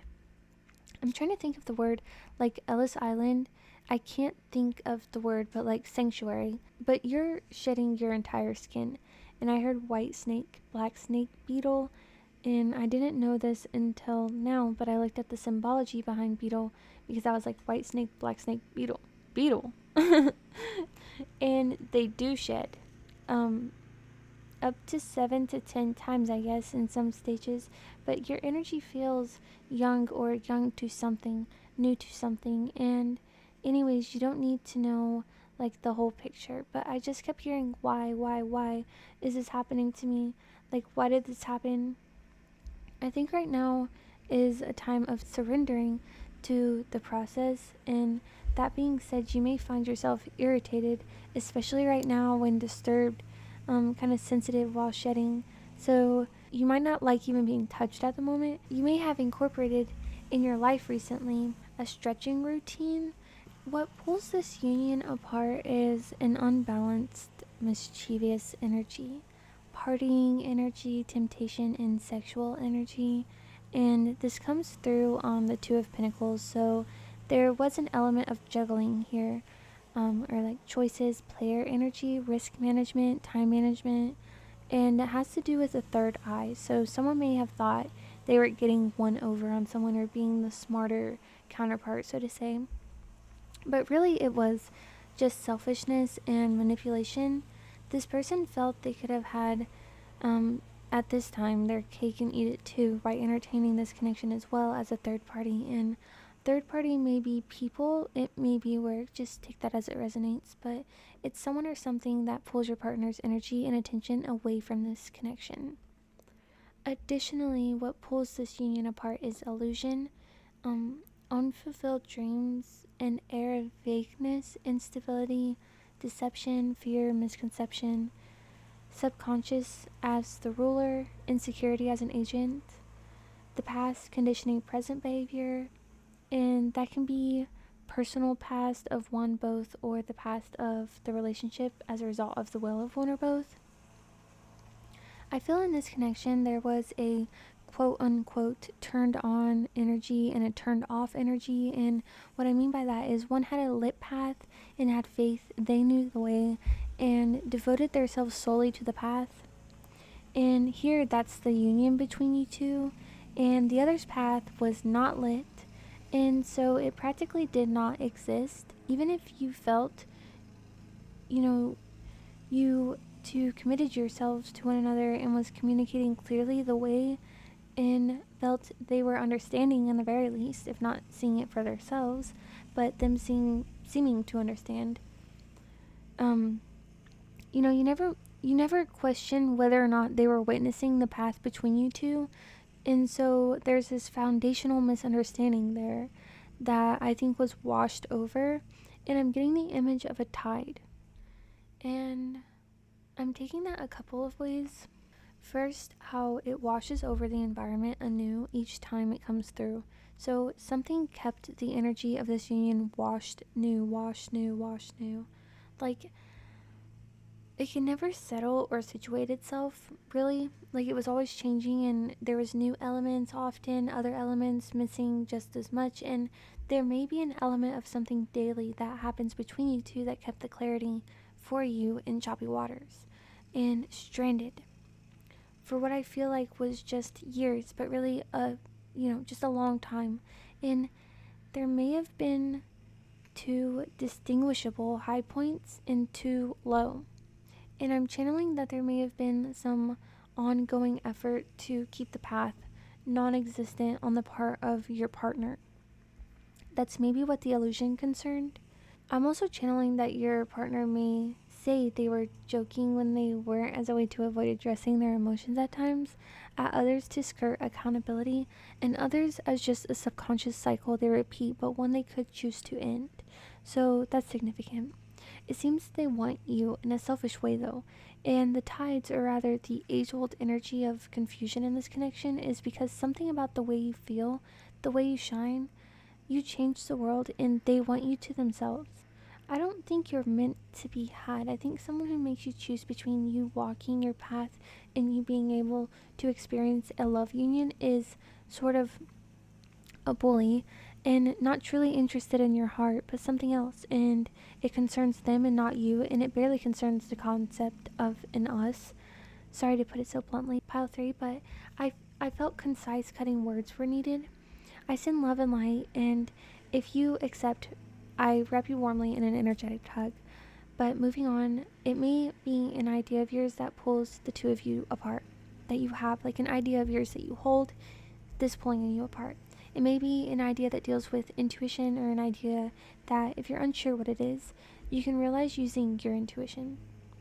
Something to do with your imagination, so maybe a dream of yours, and there's a chance it has to do with spirituality, maybe in a literal sense, or perhaps in a peripheral sense, whereby you could gain spiritual growth by going on this journey. You're being called, though, to be fiercely compassionate at this time for the self, so yourself, turning all that love you have inward. More on our topic, though, before we move on. The energy pulling this connection apart may deal with bondage, oppression, limitation, with the point of the path to be to reach liberation and freedom. That's your path. You're being called to break free from limiting beliefs and to embrace your true potential. A message that you have here that may be relevant to you, pile 3, is the path may not be clear, but my intuition lights the way one step at a time. You've been having to have more verbal courage recently, and it's like been really stressing your throat, and I feel like you need to drink water really bad. But getting back to your reading, let's discuss the energy around the relationship. So the energy concerning you is courage, having courage, building it, and in terms of the union itself, what is the energy surrounding it? We have challenge, standing up for yourself and your beliefs, being made to fight for yourself, being protective, being determined, persevering, having the stamina to make it through to the other end of the tunnel, setting boundaries, maintaining control over oneself, taking action and creating energy. You may have felt at times that you had to force yourself to get through things. You may have felt that you were being carried over the finish line, so to speak, because you were so depleted of energy. The energy surrounding this relationship encourages you to believe in yourself. Within the relationship, there's likely an element of detachment, anxiety, loneliness, and low sexual energy, but a message is coming through for you, pile 3, to not bargain your own needs in an effort to get someone else to behave properly or change in some way. Hopefully for the better, because you're trying to assume their lesson, their karma, and it will never happen because you can't learn their lesson for them. So if you're in this cycle, you will spend eternity in it if you so choose to. One more thing too before I continue is I feel like maybe you're experiencing like a ton of interruptions, but it's not like really stopping you, which is admirable. But Basically, pile 3, you need to learn what boundaries you need to have and keep them. I think you should take the time to research. I don't know if it's pronounced Erinys, but I will put that in the description. It's spelled Erinyes, and I sense that these 3 goddesses have some relevance to you. These goddesses appear when there has been a murder, but when people are disobedient to the duties of a role they own, when they have made an offense against the gods, or when there has been perjury, that is to say, if someone commits the offense of willfully, intentionally telling an untruth after having taken an oath, especially if that oath was marriage or one of loyalty, I believe the particular goddess that you would need to connect to pile 3 is the one named Majira. I'm also not sure about the pronunciation of that, but it is spelled Megaera.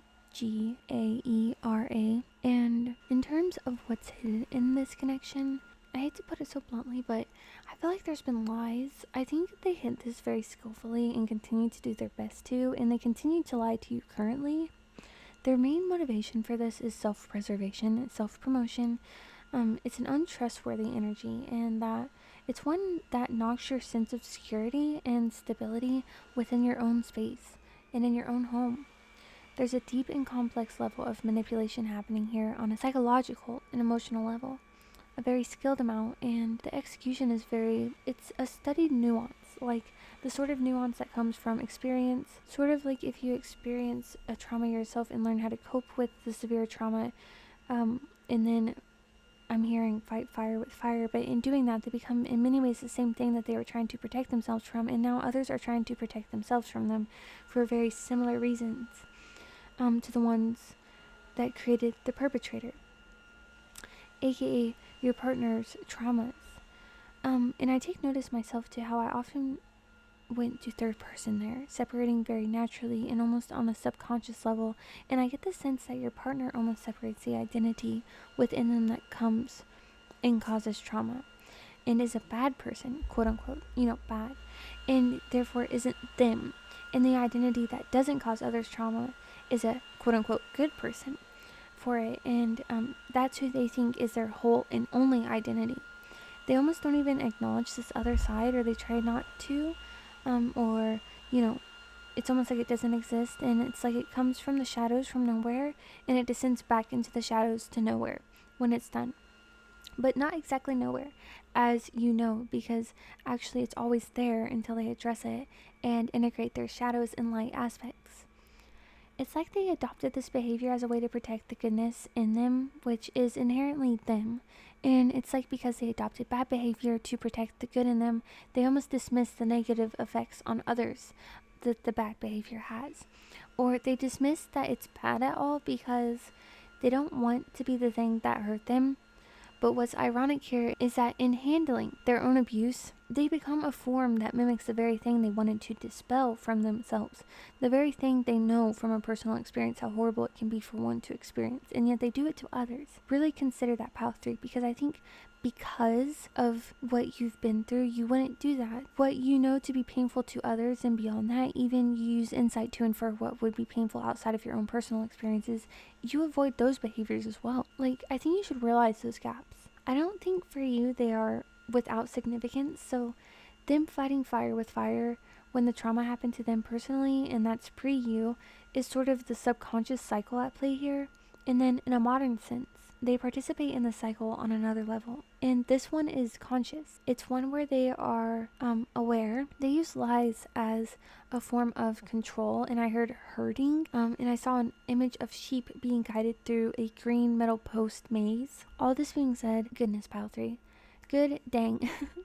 Okay, so all that being said, I think your partner will turn around for the better, and they will do it in the span of this connection, or for this connection. It's taking so long because they're trying to avoid their karma, but it's going to arrive to them in their true and due time. This is them, and they are learning to change. And you are making them realize there's not only reason and want for change, but there's something else to change too. Okay, pile 3, your partner is definitely a handful, to put it lightly. They are a highly wounded person, and they have the capacity to wound you and do. I think you certainly have taken the time to account for the capacity of what they've been through and realize it's much of what influences their cycles of behavior today. Some people are negative and never intend to change, and your partner has been negative in this connection, to put it both bluntly and lightly, but they intend to change. They are in a purgatory space where they are in a subconscious pattern of behavior, but one they're becoming aware of, and that's the first step to, do before you can change, and acknowledging the problem. And beyond that, they are unaware of the value systems to replace the old one they're releasing, and they feel vulnerable in that sense.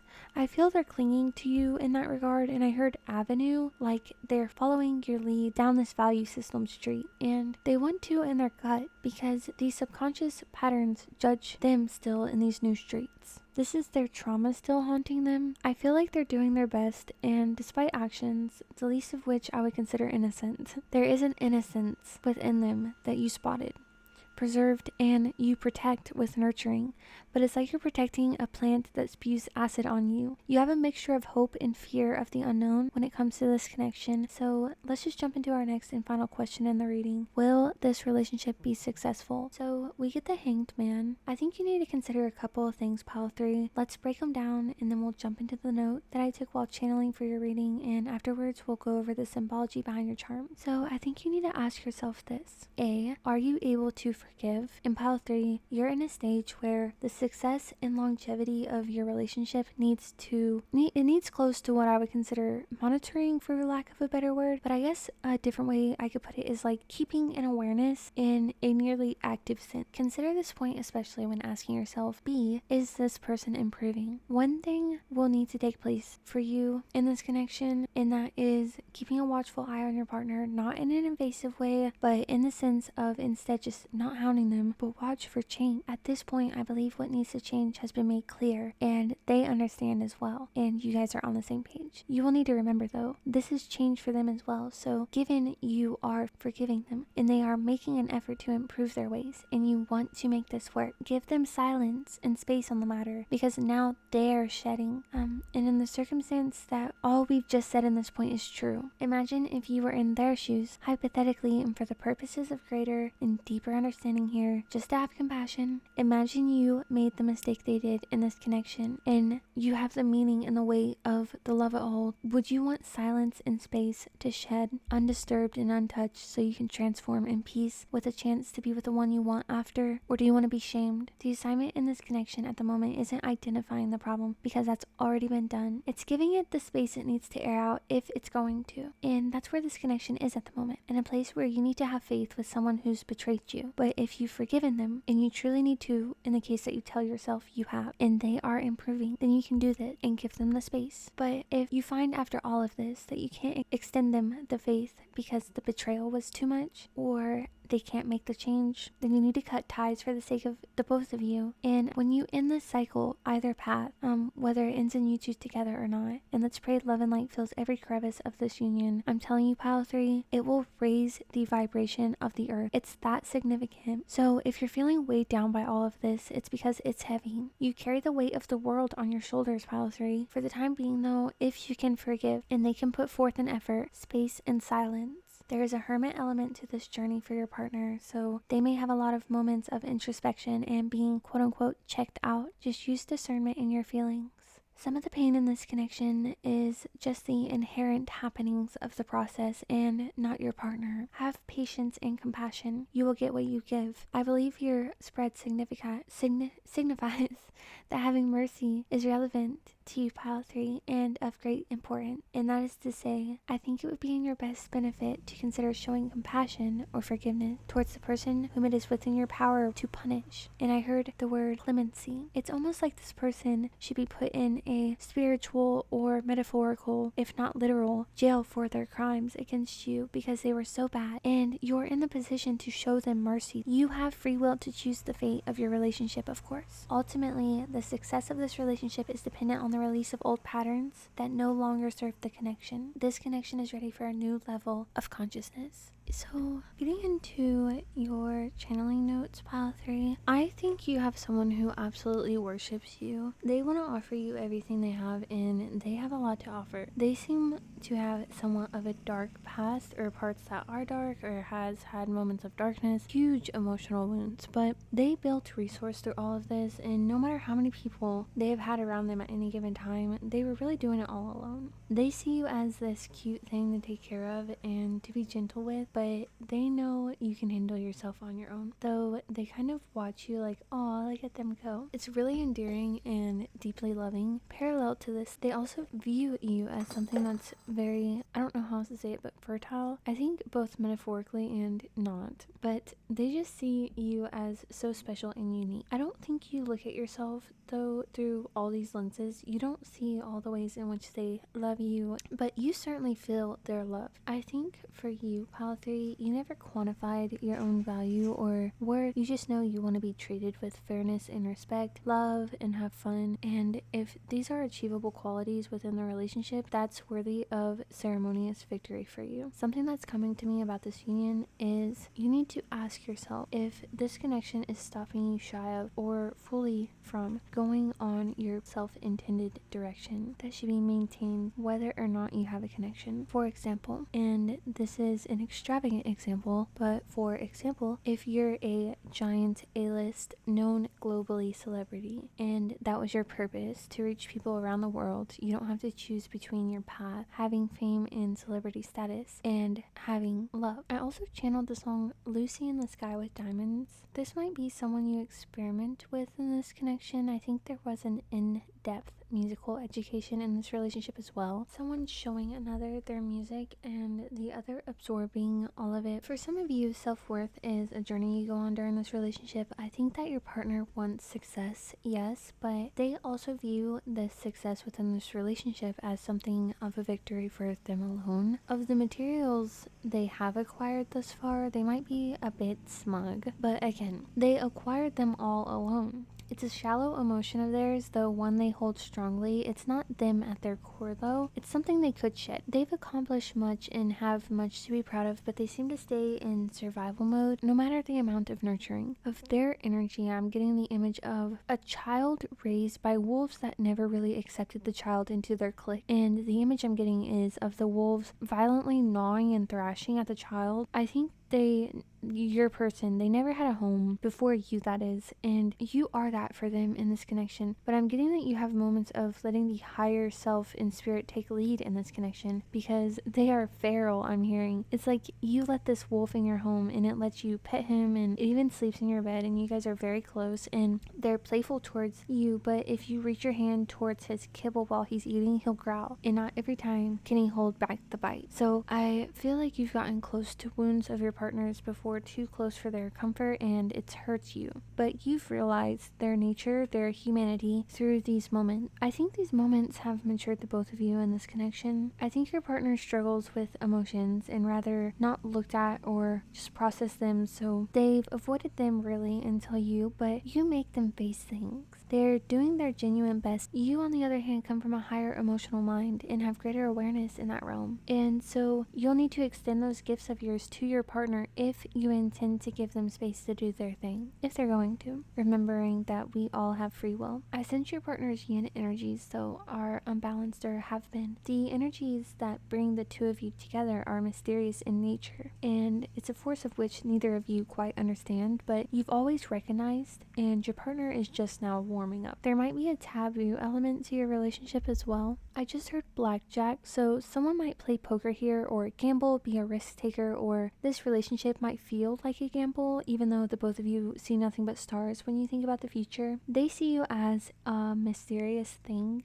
And I like the word thing here because you feel objectified from their perspective, but I definitely feel it's from a mixture of them not fully having you figured out in just pure desire for you. This connection is very sexually charged. They may be very possessive, and this is a mixture of the desire, but also from fear, scarcity, that survival mindset in their heads. And this is a survival mindset. They've almost placed you as an asset to be had within it. An asset to be had or lost.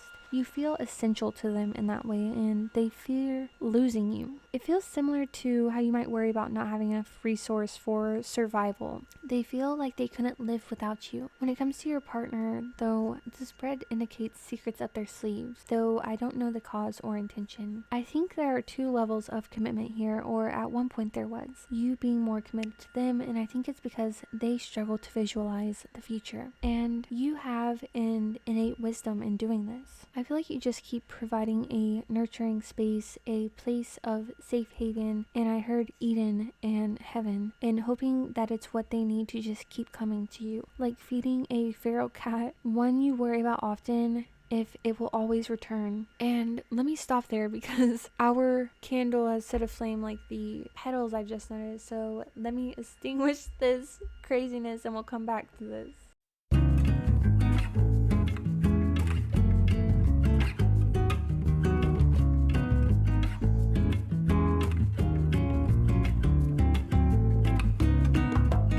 We are back, pile 3, with a new candle in a new color and fresh flowers, and yes, okay, we will keep an eye on that. So back to what we were talking about. So about your feral cat.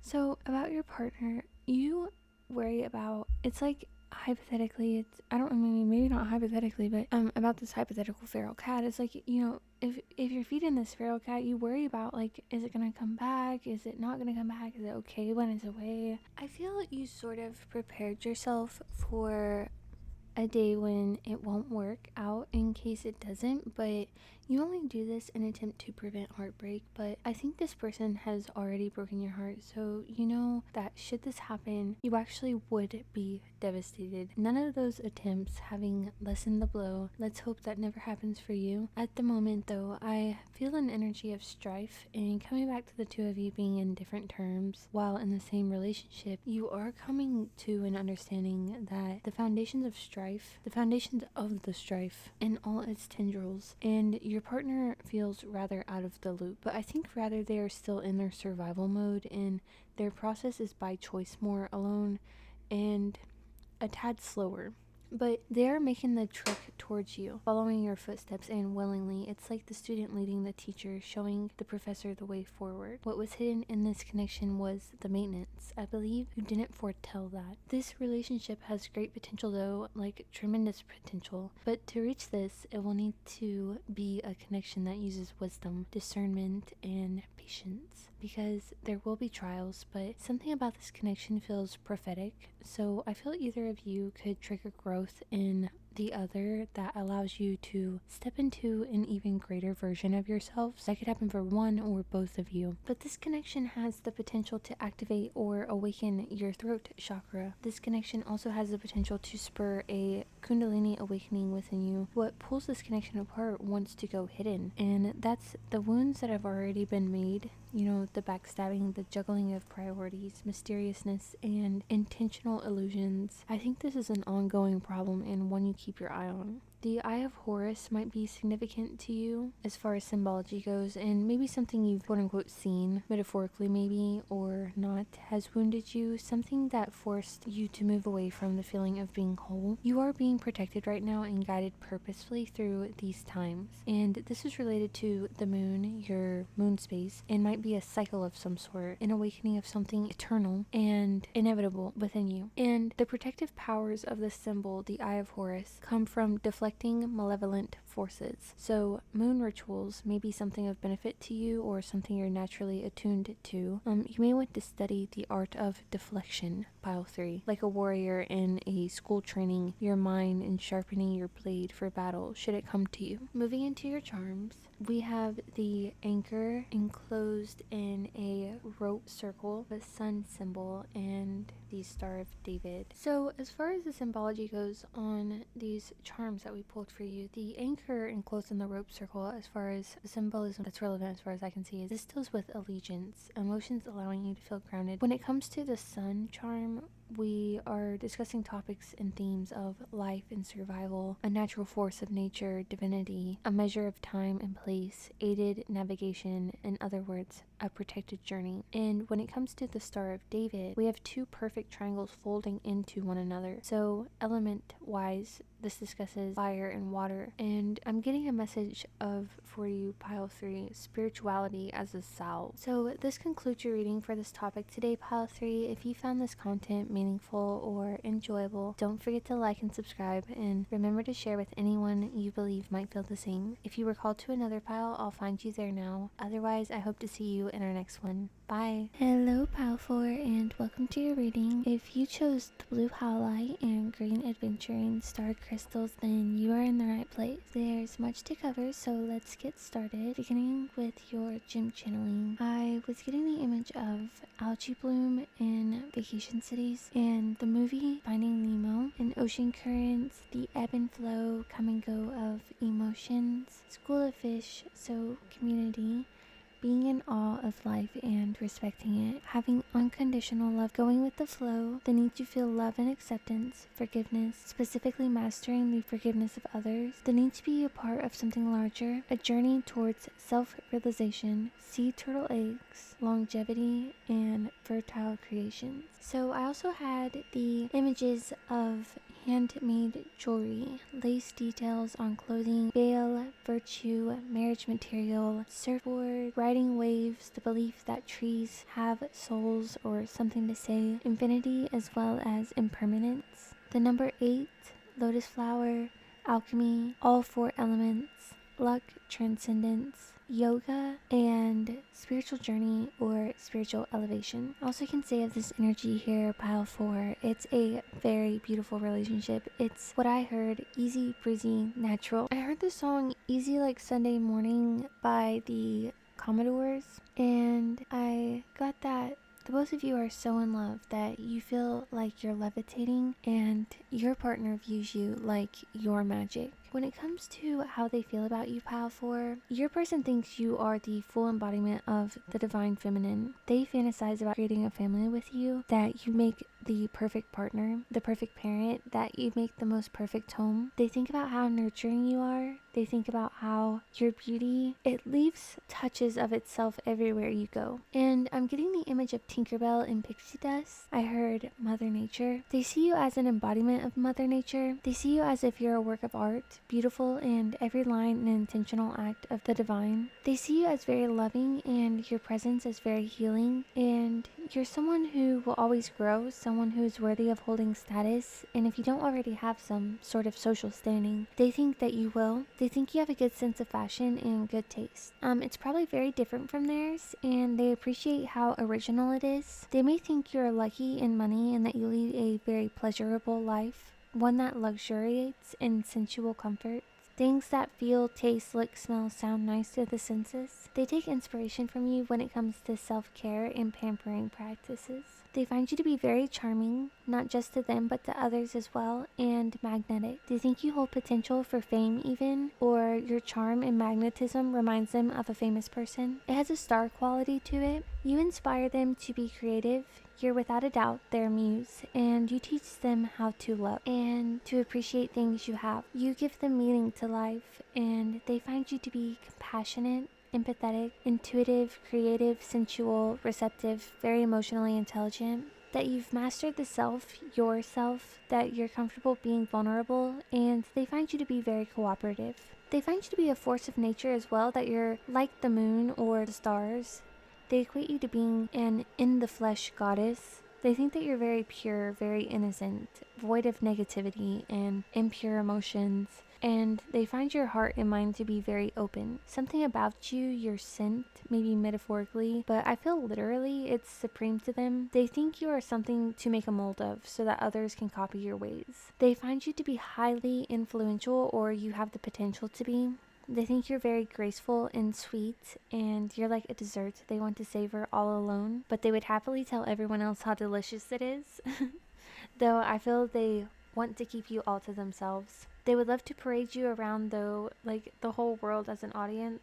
Also, I'm getting that you take them back to the parts of childhood when everything felt alright still for them. When it comes to their true intentions towards you, Pile 4, their true intentions are to celebrate life and to share positivity and optimism, to explore life's offerings freely together and to be themselves, and for you to have the space for you to be yourself as well. They want a genuine connection, one with you, Pile 4. There's no better way to say it. They intend to pour into this relationship, and they know that in pouring into the union, it will pour back onto them. These feelings are core to their beliefs, and they drive your person. They want to grow and grow closer to enlightenment with you. They recognize the soul within you and feel recognized themselves. Their intention is to express their wishes, to be honest, and to establish their motivations with you. They want to be authentic and communicate their needs and to be stable with you. They intend to be disciplined and independent, and they want to give you your space to be independent as well. They really respect you, Pile 4. They intend to provide for this union to be the hub of sustenance for all its needs. They want to live a slow life with you, to go through the ups and downs, the good and the bad, the best and worst. They couldn't imagine doing any of it without you. They want to encourage you to reach your goals, to go after your dreams, and to take meaningful risks. When it comes to what you want from this connection, you want a solid foundation with your partner. You want to set and go after goals together. You want to grow, increase your stability and security, to learn, to always be open with one another, to always be each other's rock. You have a very idealistic vision about what you want for you and them, and you have a systematic mind when it comes to obtaining the vision. The little details matter most to you, so you look for love, kindness, someone who treats the waiter with kindness even if there's been a mistake with the food. You want your partner to have compassion towards others, human qualities that recognize the humanity in others, small things that mean everything. This is likely the most significant relationship of your romantic life thus far, and one you intend to keep that way. You envision this person as being your long-term person. You bring an energy that is young, if not literally in time, then in energy alone. You burn it bright and have a lot of potential. You bring these qualities to the relationship, and they are alive within the connection beyond you. There's a lot of innocence to the love in this union, especially from you onto your partner. You want communication in this union and a meeting of the minds. You want someone who you can, in the present moment, envision a past and future filled of good memories. Even if you haven't established a past with this person, you think of creating a past with them where you can reflect positively one day on the time you've shared together. You want a sense of belonging, and despite how humble you are in love, you want great things for this connection. You want passion from your partner and to feel like you're in your all's own way. You have a kingdom. And I stumbled across this term, belling, Belling,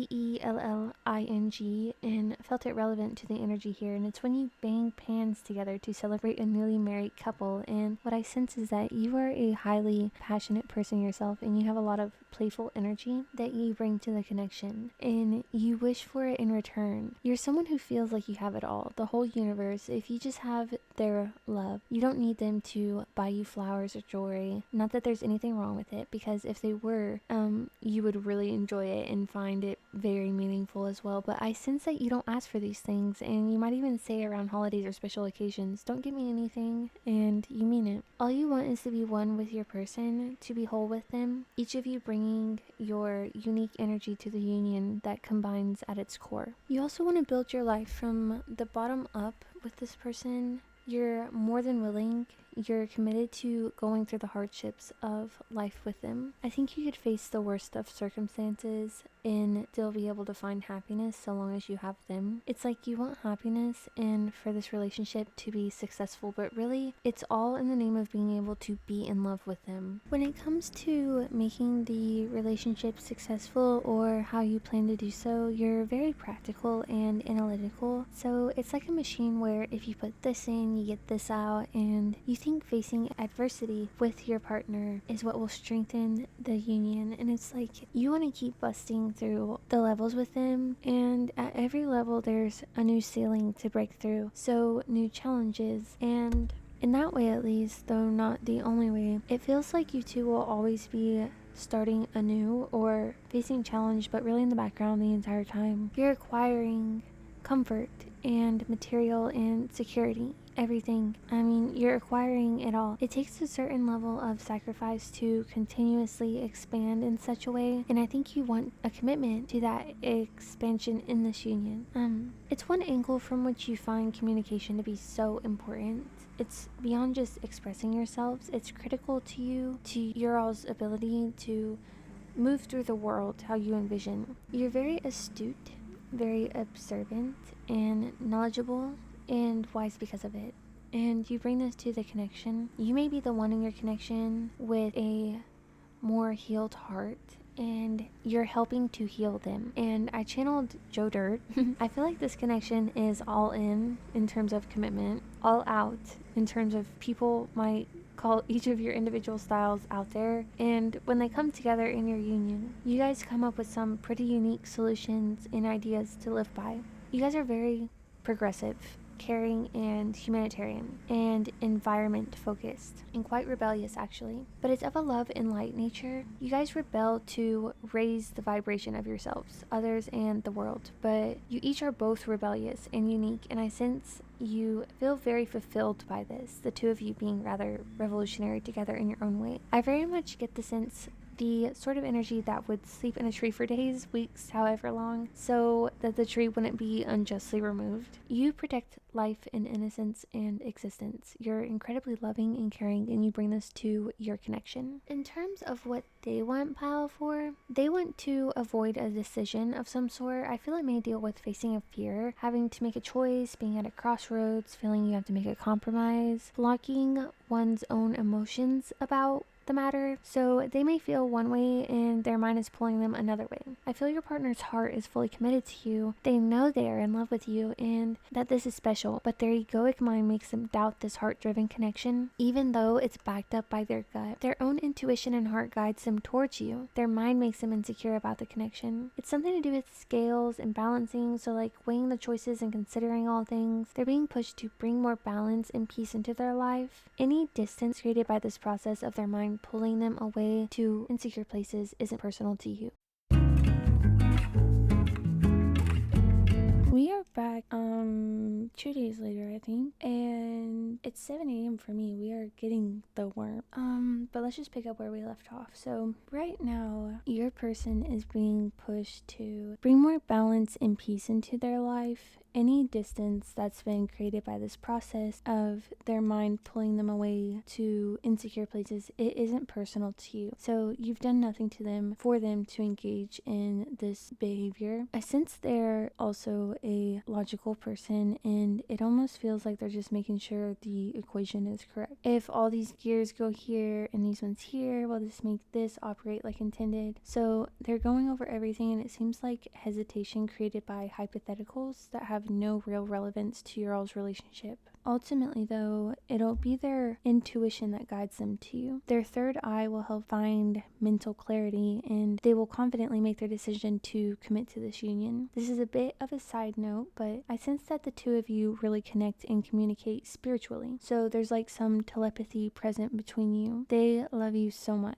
I just channeled in like a sing-songsy voice mechanical man that wasn't made for this world, and Tin Man from The Wizard of Oz. In that film, the Tin Man wants a heart so that he can feel again and experience emotion. He wants to feel human, and the character itself is also said to be meaningful as far as representing the dehumanizing qualities of industrialization, factory life. And I just channeled further into this Henry Ford and his mass assembly line, and I'm getting the sense that your partner is highly revolutionary, even in the ways that are ordinary, and they have an innocence within them and a lot of love, but they guard these qualities almost as if with a metal shield from just life experience. And I truly think that part of them is realizing only now and only because of you the true extent of this, and that's what I believe has them so in their heads about a perceived choice, they'll find that they just want to commit to you, and they will. So in terms of what brings you two together, it's almost like it was a rush, a whirlwind. The two of you came together, and once you connected, you really connected. It was like a threshold you're all's meeting, a before and after you knew one another. I sense that maybe the two of you met, and maybe, for example, you didn't talk about everything there was to talk about. It was more like you had experiences together quickly. You each just enjoyed each other's energy initially. Like, the meeting of minds came later, and when it did, that also clicked, but it came after the meeting of energies. You feel maybe like you guys liked each other before you knew each other. You liked each other and then you met one another with time. The connection maybe began on holiday or vacation, on a holiday or around one, on a break from work or school or otherwise, while you were just departed from your typical routine. It was something new and adventurous, the energy surrounding the connection at the time. What brings the two of you together, I'm picking up on the energy of one in particular, the masculine, as having pursued the feminine in this connection, and I don't feel like the pursuit felt or seemed overt. I felt like it was really natural. The energy between you two felt so easy, but even so, it's like when they got you, and I feel this also wasn't an overt display, it was something I felt they kept to themselves, but it's almost like they felt like hard work had paid off. The energy surrounding the commitment for both of you around the time it came together is energetic, or was energetic, and I sense there was a lot of freedom. A shadow quality of this may have been a fear of commitment lingering in the background of the connection, and despite the foundational lack of total vulnerability, there is a sense of honesty here. What brings the two of you together is a sense of being able to accomplish anything in each other's presence.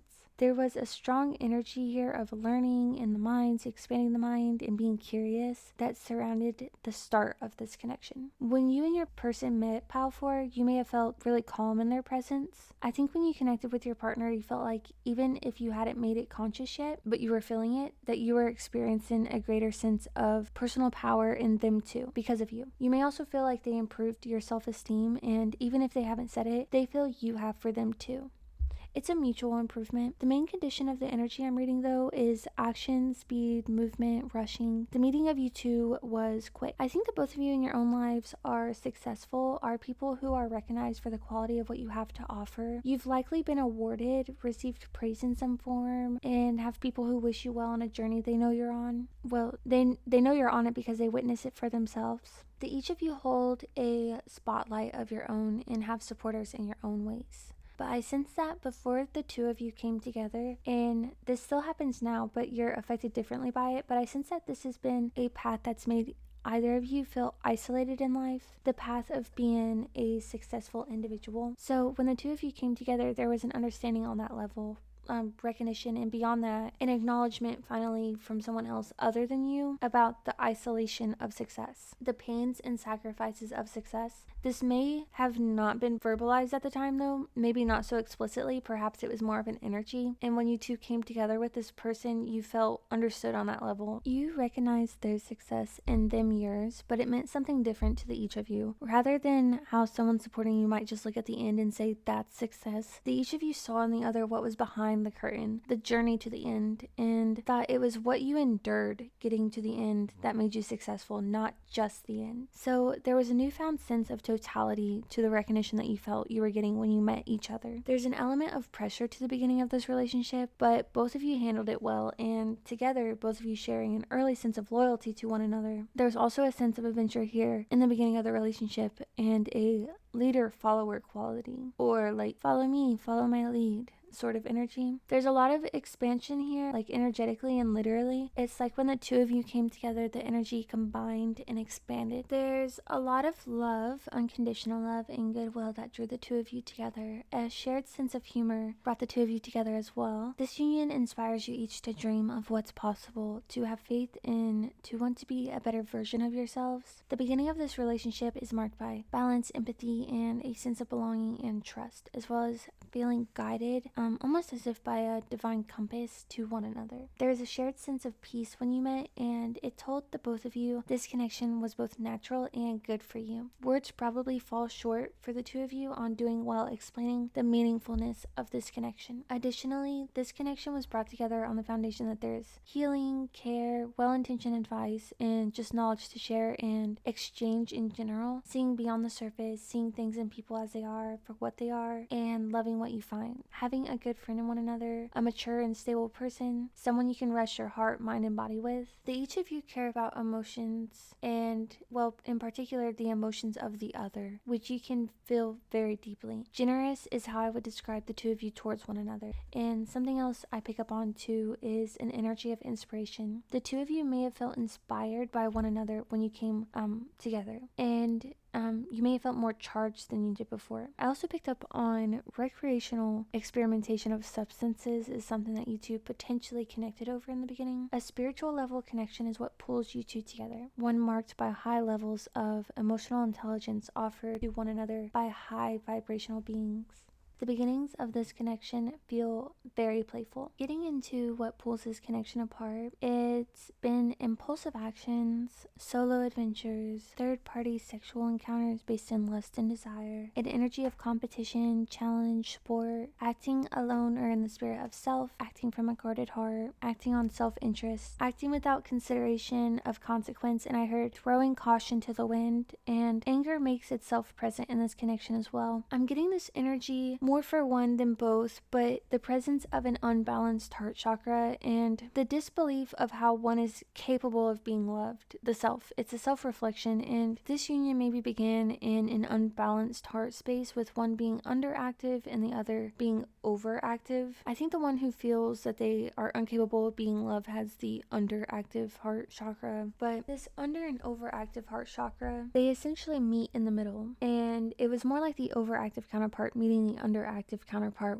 where they were, and not noticing this isn't the middle.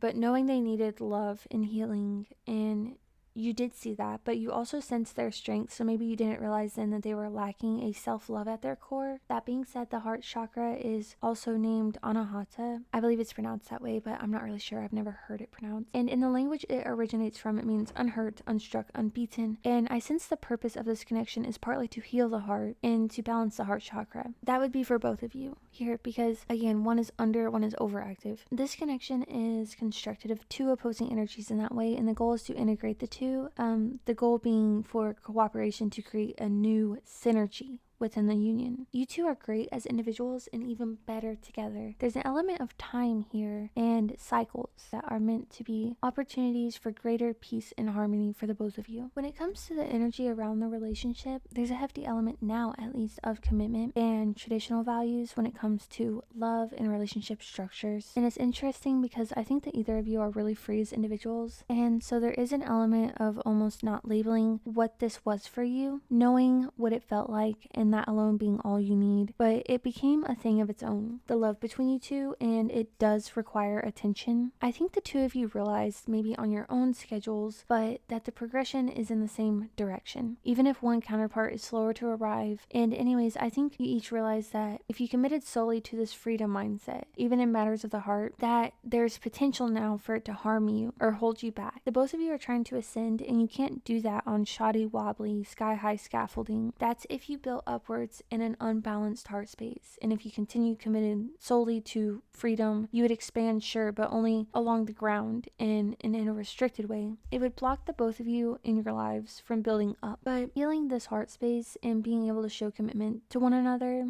showing actually you can be conservative and intentional when it comes to matters of the heart. And I feel that relates to the counterpart in this union who is working to balance their underactive heart chakra. I think one thing that stands out to me in this pile is that you and your partner are unique, and so growing up, the either of you likely thought marriage was never for you, and this was something that trained the both of your hearts to act in a certain way. One responded constructively and one destructively to this idea, and I sense despite holding this belief, there was a fundamental understanding, and perhaps what you didn't really believe in was the institution of this, but it trained your body and your mind to respond to commitment as if it was an institution. And you're working on unraveling these misconceptions of the heart with your partner. You are all about finding commitment and tradition within, but you're making it your own, and it's unique to your connection. The energy surrounding this connection is sensual, loyal, comfortable. There's a lot of beauty in your lives, and you enjoy the simple pleasures together, whatever that means for you. So that could be snacking, sleeping, gaming, adventuring outdoors. There is a sense of independence and expression, trust, and a shared sense of safety, a sense of serenity, a sense of shared values, a sense of patience, of romance, of harmony and balance. There's open communication and honesty, space for self-expression, and personal truths are accounted for and respected. You may sing each other's praises, and I channeled that this relationship is like nectar for the two of you. This connection has the capacity to plan well, to think effectively, to make good decisions, to utilize a shared sense of intelligence, and to communicate well. This connection overwhelms the senses in a good way, and it makes you feel alive. Additionally, the energy around your relationship currently is that of building. It's a union of quality and substance that puts out quality and substance. It's marked by hard work, commitment, dedication, concentration, and a union that gets to see its results, its success and rewards, and there's reason for this connection to have a silent confidence. It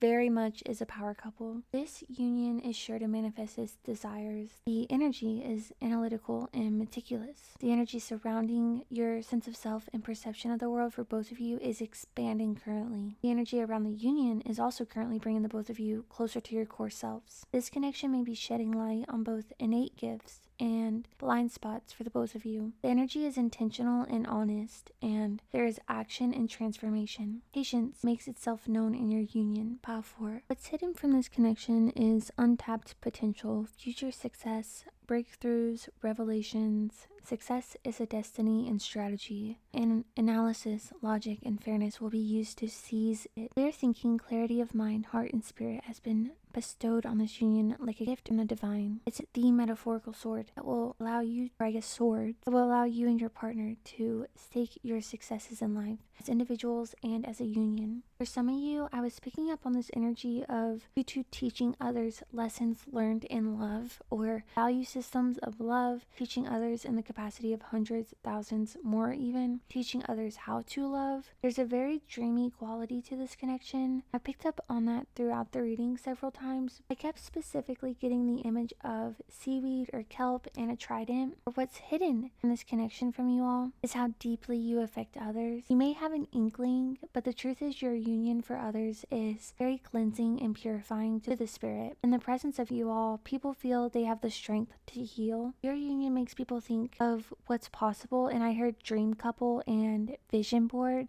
So it's like your relationship is one people dream of and aspire to. Your relationship makes people reflect on what they've dealt with in the past and where they're at now in their life and where they could be somewhere like you, and hopefully, and maybe where they be if they don't change. People that want to create the life you have gravitate towards you. Another quality of this relationship that may be hidden in the moment is the depth. It's deep now, but I'm getting the image of Lake Superior in Michigan, like a depth diagram. And it's like there's this bulk of spiritual depth, and you'd be justified to say this bit is deep. And when you think there's sufficient substance to be had, there's even more for either to offer, and the connection goes even deeper. The two of you can come even closer with time. There's things that both of you have yet to discover about yourselves that will be extracted through this union in a good way. So it's like in that sense, both of you will be able to continuously surprise one another. Additionally, what's hidden from this connection is its potential to change the world for the better. There's a chance that what's hidden from this connection is exactly how creative it can be. It carries an innate energy of understanding complex situations, people, and things. And I heard the system of things.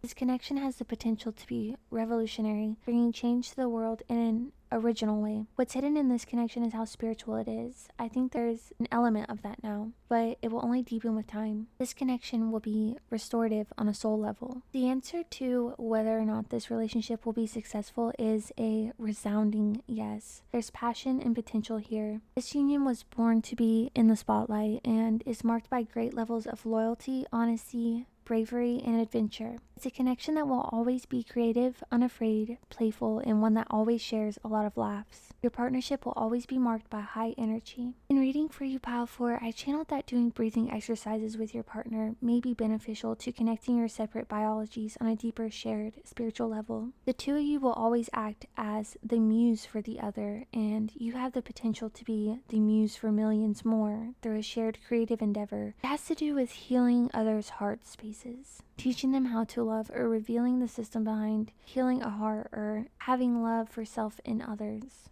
Getting into your channeling notes, Pile 4, your partner thinks that you've faced a lot or have went through a great loss or a great deal of loss. They see you as logical and in motion towards something better for yourself. They might feel like your identity is undergoing transformation, or that they don't recognize you from before. You're leaving something behind and looking to the future. Your partner wants to plant seeds with you and have patience for them to grow. They want to live a life with you and enjoy everything there is to enjoy. They want to celebrate life and you. I think you want to offer a resource but don't feel like you have anything to offer to the connection right now. I think you're hoping to eventually. Circumstances at the moment just make it difficult for you two, but what you're moving toward is likely what you're fulfilling this wish with. You have a great passion for your creativity and imagination, and despite this, you're a rather grounded figure. So your head is in the clouds and your feet are on the ground. Your partner isn't sure what they want of the connection. Maybe this is the sort of connection where it began as a sort of go with the flow situation, but it grew into something more serious than either was expecting, or maybe one was expecting. But either way, they know they have a lot of emotion for you, but there seems to be something unrelated to this, unrelated to their feeling to you, that makes this connection rocky at times, and this is what seems to be what has them indecisive. Something about the connection causes rockiness, but it's not the connection itself. I'm hearing you can't have your cake and eat it too. I think a shared sense of empathy is what brings you two to one another, and you each feel for what the other's been through, as well as, for some of you, even similar experiences, and you feel as though the other is a long lost half that completes you. Things are so natural between the two of you that even conflict is opportunity for closeness. This connection feels like one that began as best friends potentially, but developed further into a romantic connection. I think both of you have been oddballs in your life, or felt like fish out of the water, but you each help the other don their freak flag proudly. I think the both of you know how to appreciate the slow life, and I think feeling like you all are on a timeline that isn't your own is what pushes you apart from one another. One that is moving faster than the pace you'd each set. At the same time though, I sense that something that pulls you apart too is a lack of passion, or an absence of something. Action perhaps? Let me stop there and replace our candle.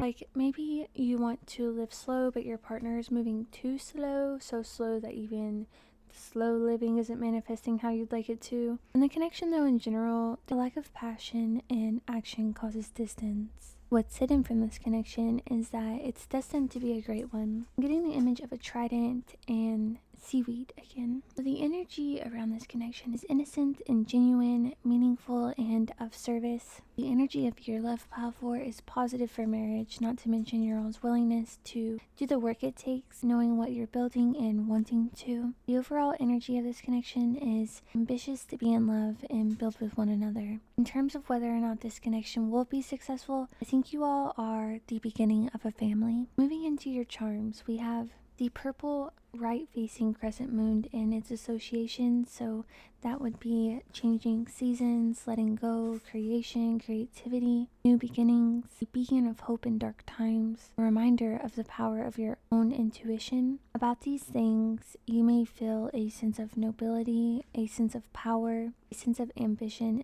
of dignity, of grandeur, of independence, of pride, of peace. You may feel a sense of mystery and magic. Beneath the surface of the symbol, we have goals and dreams, excellence and professionalism, and looking up at the nighttime sky. So we also have a spider charm representing the interconnectedness of everything in life, webs of connection, and I channeled the song Dreamweaver by Gary Wright. We also have the symbolism here, of course, of destiny, destruction, creation, patience, and precision. And with the pentagram star charm, here we have a symbol of protection that can be used to both invoke or banished spirits. You may be both a light and shadow worker. You're someone who's nearly unmatched when it comes to how balanced you are. This symbol representing the 5 elements: earth, air, fire, water, and spirit. You are a highly integrated individual. You know the pain of being human well, and it's because you have glory and victory over it. I'm hearing the stronger I am, the softer I am able to become. And the other day, yesterday, while I was away from the reading, I channeled actually, and I'm thinking it was in relation to this. You can only be as strong as you've been weak. And final note to end this on, Pal 4, you are within the crux of a redemption arc within your life currently. That concludes your reading for this topic today, Pile 4. If you found this content meaningful or enjoyable, please do not forget to like and subscribe, and remember to share with anyone that you believe might feel the same. If you were called to another pile, I'll find you there now, but otherwise I hope to see you in our next one. Bye! Hello, Pile 5, and welcome to your reading. If you chose the Opalite mushroom crystal, then you are in the right place. There is much to cover, so let's get started. Beginning with your gems. So what I channeled here is I heard unclockable trauma and angel warrior, your quote-unquote imperfections. They go unnoticed by your partner because they're marks of beauty to this person. You embody sun and moon energy, and you feel very balanced. I feel you've passed through a portal recently and have shed any traces of negativity you were able to, and you're actively shedding any remaining shreds as you're able to. But you're elevating in a way that's allowing you to without effort. You're also highly connected to and regularly communicating with your higher self and spirit guides. You have an angel aura, and I envision a large set of wings, but also a little baby set. So maybe you have 6 wings, oracally speaking, or you're shedding an old, smaller set. Sometimes when you're anxious, you may imagine wrapping yourself up for comfort, or maybe this is a sign that you need to learn to close your energetic field, which would help one feel more grounded. But really, in a larger sense, it would likely be practical for you to learn how to both close and open your energetic field so you can dial in and out of how much energy you do or don't want from a person or space. But this is a skill that would be useful even for yourself to have. How much energy you want to give or not give to something. It'll help you control that as well. So Pile 5, your reading felt to be an imperative message for you to receive from Spirit, and it was very succinct. So your reading may be a little bit shorter than others, but I wanted to get right into it. So it's raw, it's painful, so I wanted to give a trigger warning before we dive too deeply into these topics. If you're in the space to absorb this message, then please continue, but if you're not and you feel too vulnerable at the moment, please respect your feelings and come back to receive this message when you feel more safe and secure to do so. The space created on this page is intentionally of love, light, warmth, and welcome, and that's how I want you to feel when you're here. The messages in this particular pile did turn out to be quite sensitive in topic, so I wanted to lend a warning before I began. When it comes to your partner's emotions, Pile 5, they feel they are facing unwelcome change and that there's a lack of control, that there's been upheaval and disorder, and that they believe there's potentially outside sources influencing these differences as they see them, remembering this is their perspective.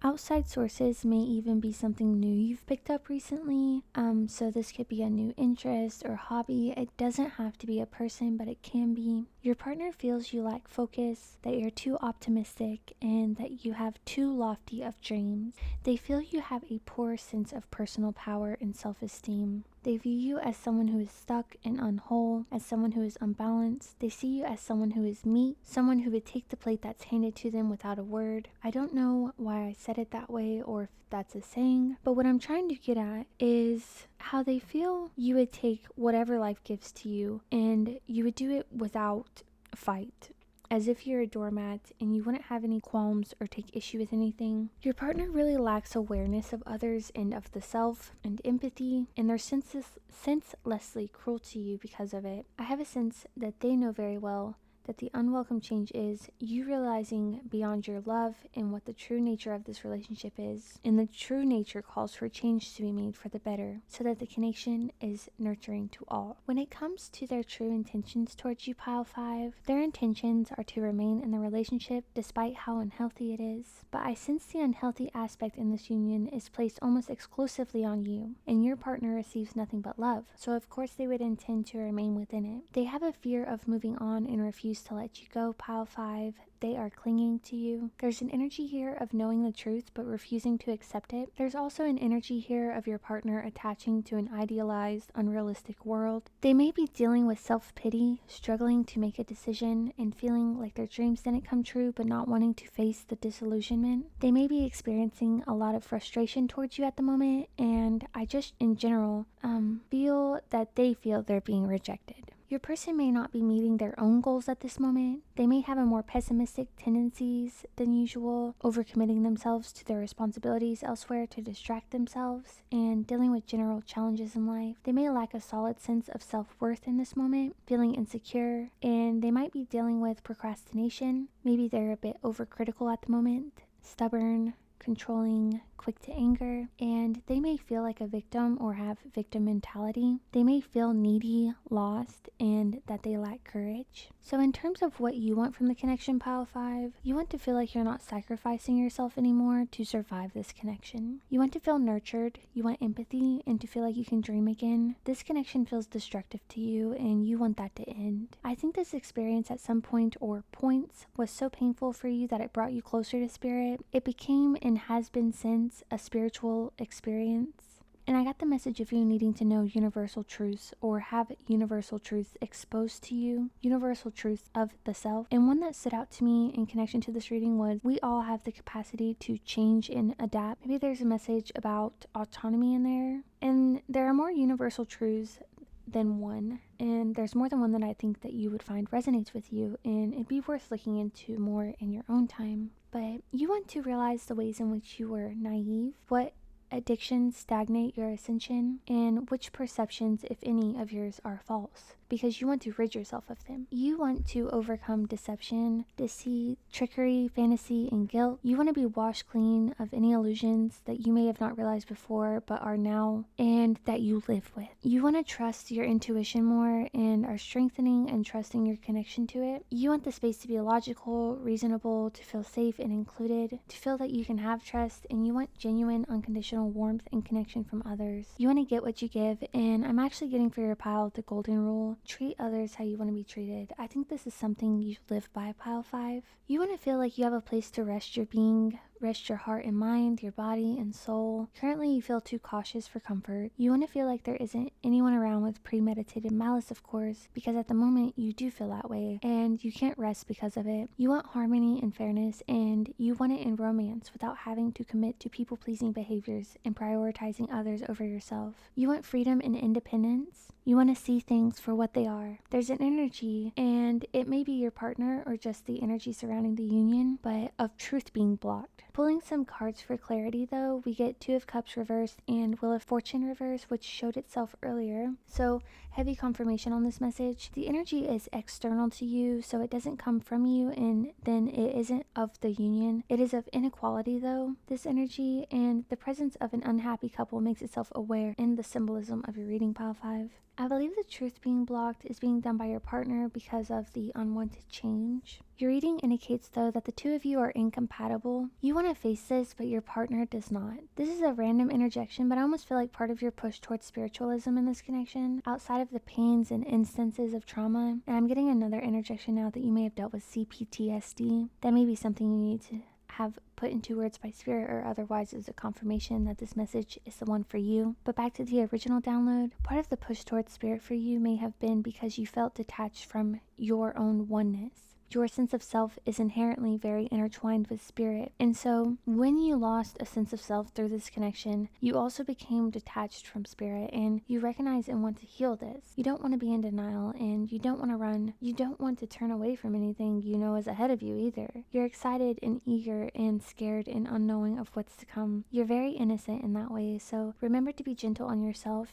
You're surely going through more than anyone ever should. You want to and will unblock the truth. When it comes to what they want, Pile 5, so they don't want you to have ambition. They don't want you to change from the original form that they met you as. They don't want you to become someone who's planning and taking action. They want you motionless and in waiting, similar to an object, something that waits on a shelf until they need it, and they can use it however they want without remorse or issue, and then put you back to leave you until they're interested again. They don't want you to use your intuition, to have good ideas, to be psychic or imaginative. You're not dependent on them anymore, or they're beginning to realize the potential for this as the motions are set in place, and they don't like this. You're interested in understanding emotional issues of your connection, and they don't want this. They want you to have broken dreams, and they may even try to break your dreams. They want you in the position to, and this is particularly harsh, but to be used and abused. There is a message here as well of intentional manipulation of the heart.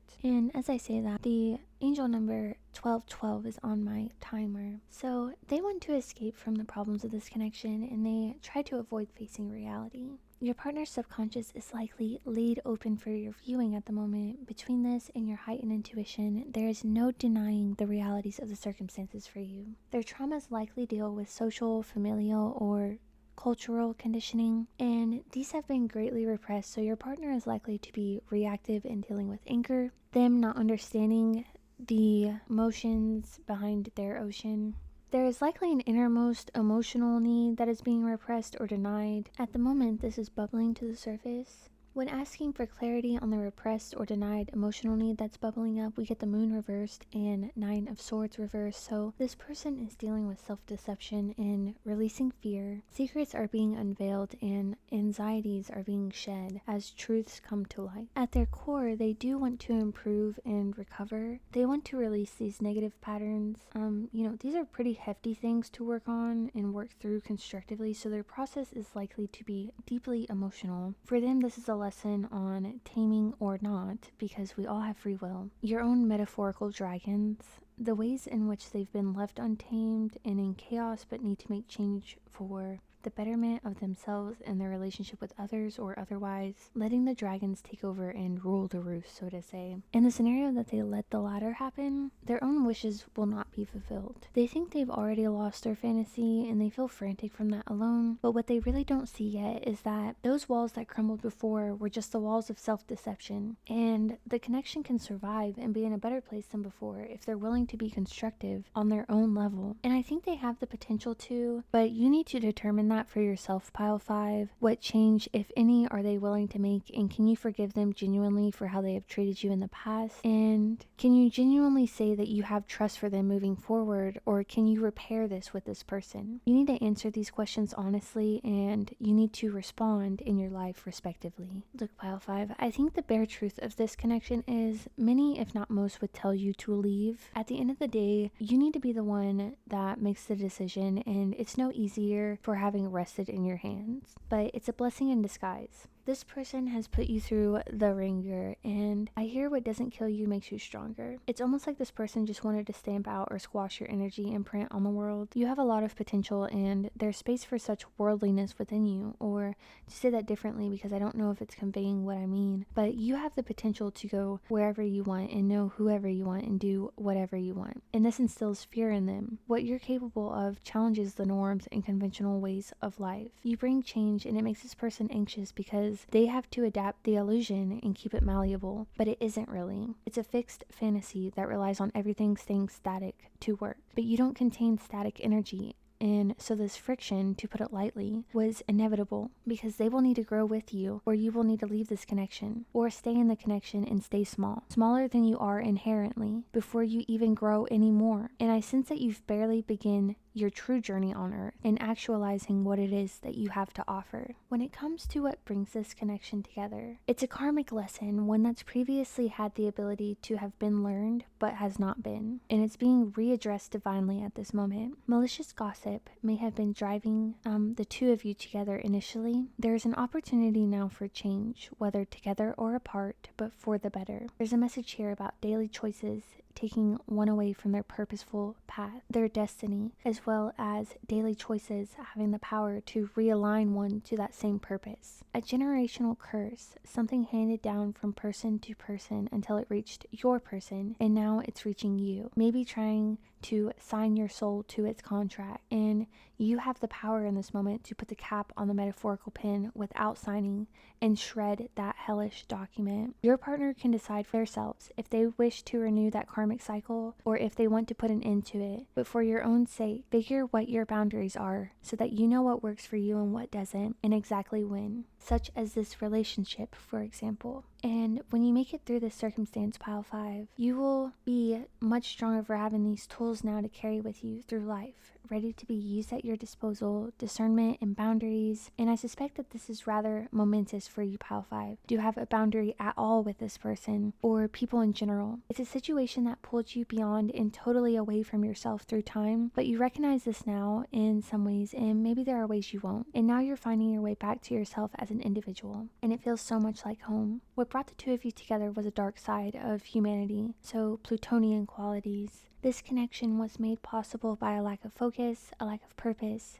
feeling disconnected from oneself and the world, and the inability to let go of certain cycles, attachments, or limiting beliefs. Isolation, depression, and existential crisis may have been guiding forces behind the actions at the time, with Judgment reversed being the card we pulled in answering what pulled and pulls the two of you together. This card signifies that this was the beginning of a spiritual journey that wasn't intended to bring a traditional sense of success. You will be changed by this experience, either for the better or worse, and right now you're realizing your power more than ever. You still have more than you realize. And remember, Pile 5, change is made possible with daily choices, and daily choices have the power to align you to your life's purpose. In terms of what pulls this connection apart, it's the need to surrender ego, the need to compromise and communicate, the need to learn from mistakes and move on. Because we're in the space of ego, the need to learn in the circumstance just feels like defeat for your partner. The energy that pulls this connection apart is stubborn towards change, it's cold, calculated, unfeeling, it's emotionless, it's without a heart and ruthless. There's no consideration or compassion for the other. The energy of a blocked throat chakra presents itself when asking what pulls the connection apart. This honesty could have made itself known. You could have learned silence as a coping mechanism in this relationship or in childhood, and you are now unlearning it in this relationship.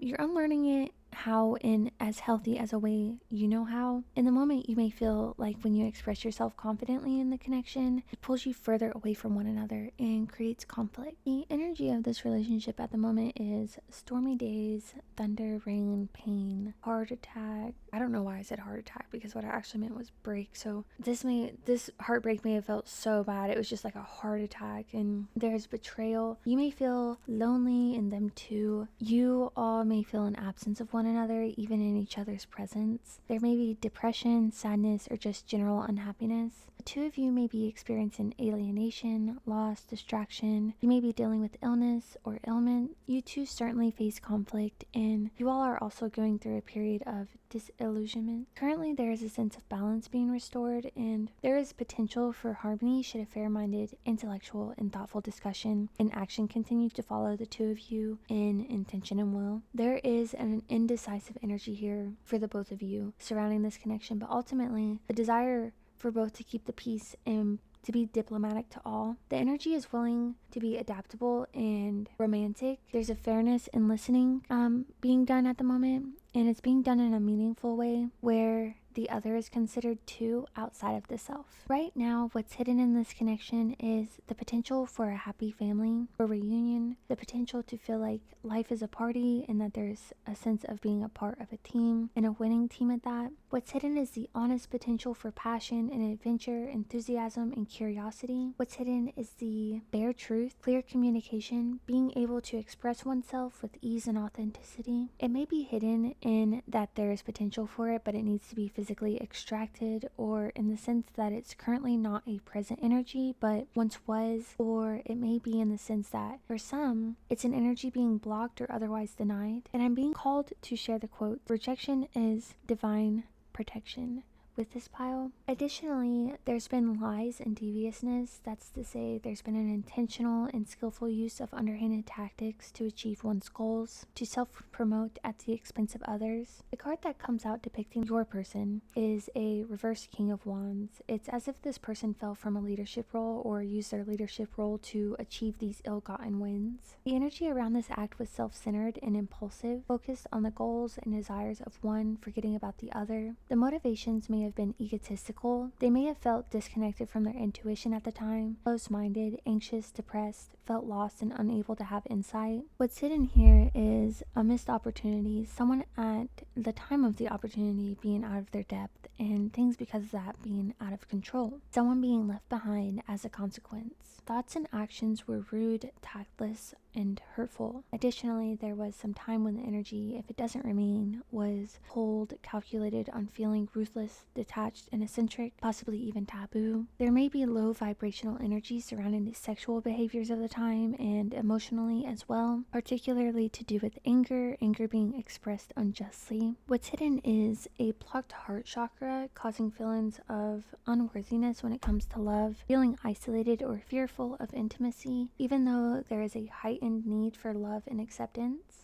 Something that I felt I really had to dig for and wanted to go hidden in this reading and stay hidden, even while we're making an effort to illuminate things, was the difficulty of forgiving. It's almost like the pain in this relationship was born on the back of punishment for a crime that you didn't commit, because it's as if your partner brought their pain and unresolved issues to this commitment and then resolved and expressed them privately onto the union. And these really are things they should have either resolved with their last partner or amongst themselves during a period of isolation before entering another relationship to unload your burdens and baggage onto another who is totally innocent. It's a willful passing of the buried buck, which is destructive, and for a long time you were unaware of this effort, so the burn was uncontrolled. It's as if for a period of time this person was pouring gasoline on a forest fire during the period of which you were unaware. Your partner dwells on previous relationships and holds on to past hurts. They bottle up their emotions and hold grudges. They may lack empathy and have a general phobia of commitment. What's hidden is that this person likely entered a relationship out of haste. You were unaware of this and was open-hearted and wholly committed. They realized this, but they chose not to associate to the values of it internally. You realized this later painfully though, and now they are no longer in the relationship out of haste but out of love, but now you're deeply pained to live with the truth of the foundations of the union as it's trickled into light. You get the sense that what remains hidden in this connection is a willful act of giving another bad advice, leading them down the wrong path or astray, creating and instilling propaganda in another, committing to deception, someone scheming or acting in a fraudulent way. This person is someone who looked out only for themselves and looked at you as if you were disposable or something they would be willing to dispose of after they were done using you. What's especially true of the circumstances now is that they didn't know that against their own expectations they would fall in love with you, and now they've made a thoughtless though highly painful mess to clean up. The results as they stand are disappointing for your person because they are unplanned for and unexpected and unwanted. There's a high level of emotional intelligence here, though it's being misused and abused. This person may struggle with addictions, and even if this is out in the open, it may remain hidden purposefully by statements like, I could quit anytime I want, so I'm not addicted. This person may initially made connection with you with art, movies, music, painting, poetry. They may feel fearful of the unknown, lack a sense of purpose, deal with denial, feel disconnected from the universe, are out of touch with their own emotions, and have nightmares when they aren't struggling with insomnia. It's hidden from this connection as well is, and given this reading I don't feel it's too hidden, but perhaps hidden in the way that it goes unspoken. But what's hidden is that the relationship has hit a wall, a point where there is a decision to be made whether or not to sever ties and say goodbyes, and it comes because of betrayal, backstabbings, bad-mouthing, bitterness, being made into a doormat, not being a doormat. A relationship ran to ruin, and ran is significant in this phrasing because there is an active intentional element here, and I'm really being called to share inability to cope.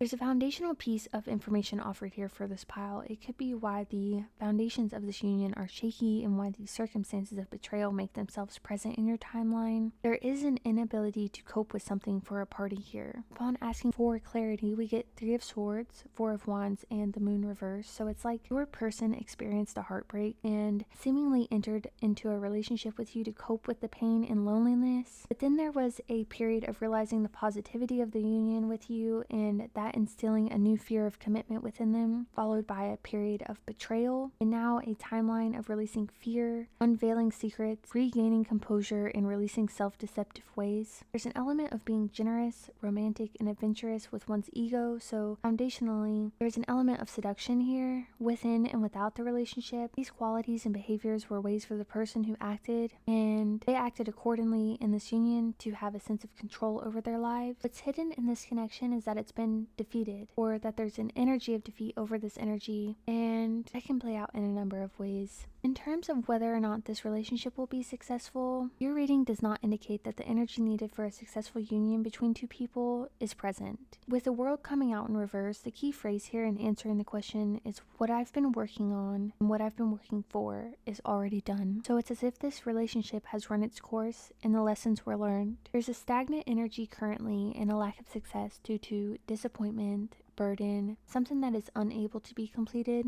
There's likely to be complications and frustrations due to unmet goals. This relationship on a cosmic level was intended to be a single key karmic challenge in this lifetime, whereby it's a willful effort on a soul level to learn a lesson and leave behind the challenges in a constructive way. This relationship instills anxiety, fear, insecurity, depression, panic, resentment, rage, and hopelessness. There may be feelings of being stuck, feeling distracted, troubles concentrating, feeling and being isolated, feelings of untrustworthiness of the self and of others. And there have been and will continue to be conflict and challenges. You may feel like you've lost your personal bearings, feeling lost and unaware of your position and where to go next. These feelings stem from this connection wounding your root chakra. With the World card being in reverse, we have the inverse meaning of its typical definitions and associations. So this can mean in this union, you experience the opposite of partnership and connection, the opposite of independence, and the opposite of growth. It is time to purify and transform. There's a message to your reading pile 5 that your angels are always with you and lending their love and support. Talk to them. Your cards call on you to let go of the past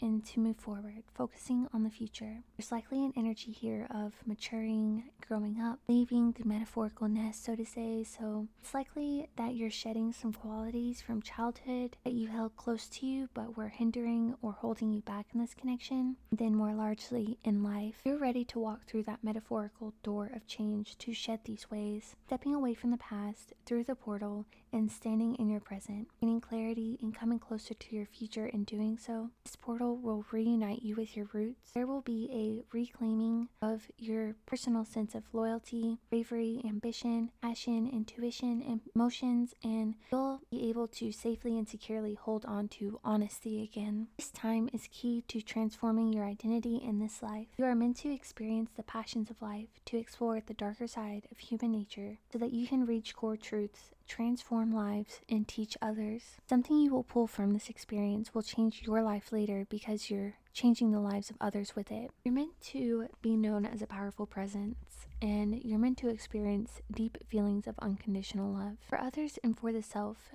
Peace and understanding, gratitude, healthy relationships, and a sense of community and connection with others in the world around you. So moving into your channeling notes, pile 5, your person thinks you're an angel in the flesh and someone that runs circles around the devil. Devil's games in your life are child's play to you. You teach him lessons, you have him spinning around in circles. You realize your divinity and that you're a spiritual prize, and you work diligently to guard your sanctity. I'm hearing the word vow, so you may have even taken vows of some kind that require you to be pure in some sense. I also pick up on you being a rather studious angel. You take your spiritual matters very seriously, like it's a duty, a purpose, one that would be be unimaginable to leave behind and let gather dust. And I heard weary angel, and also received the image of a young woman being carried across the finish line by an angel on either side, and they were bearing a bit of her weight, and the tips of her toes were really just dragging across the finish line. This feminine feels like the divine just took over and she prayed for them too. You are on a mission even if you're unaware of what it is yet. You don't only guard your own holiness, but you also guard this spiritual journey. I just heard too, you also guard the holiness of others. That's incredibly special. I feel your journey may even need to be guarded from your partner, though judgment no longer interferes with your movement as it did before. This is random, but I think you enjoy spoonerism, so an example would be like funny bone could be turned into bunny phone, switching the first letters around. Back to your reading. Your partner may have previously signaled absence, fickleness, or all-out abandon. They now want to share joy and happiness with you. Their ways and mistakes have made them learn what they truly want, and it's you. I'm getting the image of a medieval king feasting at a long table with his queen, surrounded by delicious foods. And in this image, I'm actually getting, the king is sort of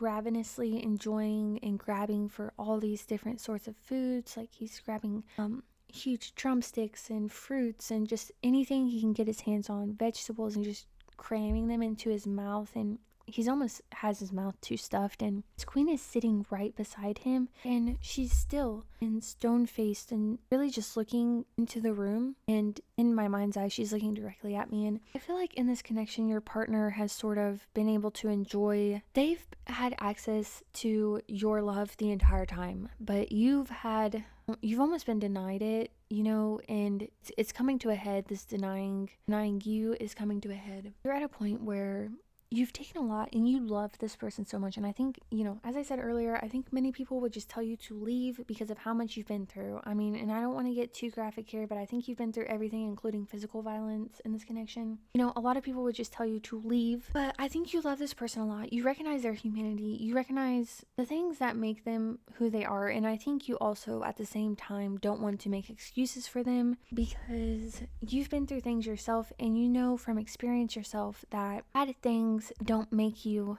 a bad person, but you also know at the very same time someone doing something bad to you doesn't give you an excuse to do something bad. But you also understand, you are so whole, Pile 5, you really are an angel, but you also understand at the same time that hurt people. So you're trying to give this person space even though they are wounding you.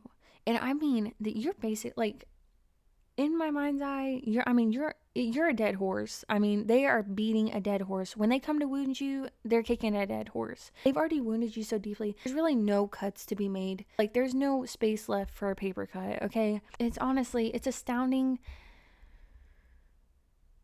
what you've been through in this connection. And your partner recognizes it but doesn't want to acknowledge it, because to acknowledge what you've helped them go through, the depth of what you've been through with them, would acknowledge what they've put you through. So there's a bit of a pickle in that, but I forget what I was getting at there through all that. Oh, so I feel like, back to this stone-faced image of a medieval queen beside her king, like, I really feel like just coming back to that time period and stuff, like,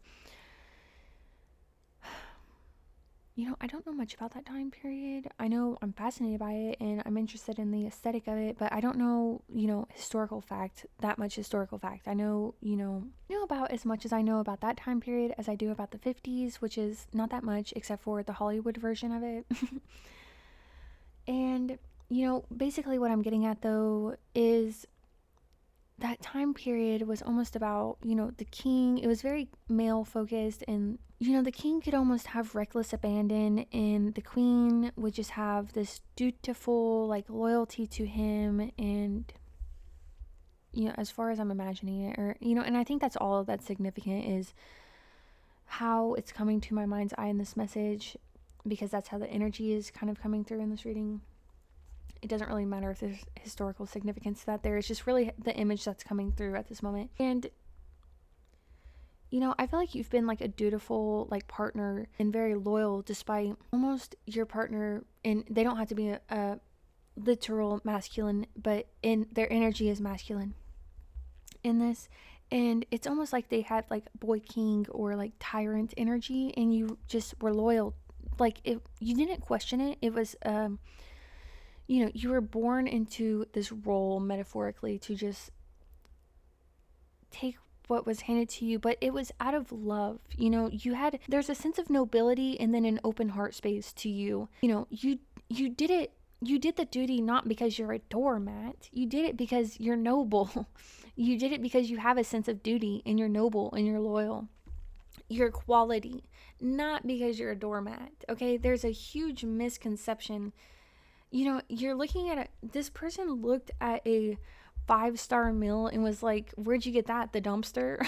Like, it's kind of ridiculous, honestly. But there's like, just, I don't know how to say it, but there, like, misconception. There's the illusion they placed on you to put you in the position they put you in to begin with is, well, it's a little out there. I don't know how else to say that. It's unbelievable that they would put you in the position, because even in where you began, you didn't belong there. Like I said, you've never been a doormat. You were just dutiful and you had an open heart space. So, but this person misused that and they mislabeled it. I think they mislabeled it, willingly and coyly, because it benefited them. They didn't see you as you were, not because they couldn't. They obviously saw you as you were, and they chose you because of that. They saw you as you were, and then they denied that to you. They saw you as you were, and it's not that they didn't see it, and they don't see it. They always saw it. It's just they saw it, which is why they saw it as something to use and abuse. And then when they fell in love with it, they saw it as something they didn't want to let go of. So how much, you need to ask yourself, how much value does that not have? That has all the value in the world. Okay? Like, if this person who is predatory and opportunistic saw it as something to use and abuse and usurp, okay, and then they fell in love with it, and then now they're fearful for their lives of letting go of it, is that something that has no value, or is that something that has so much value in the world? You can't imagine living. It's like air or food or water. Like, I don't know how to describe to you.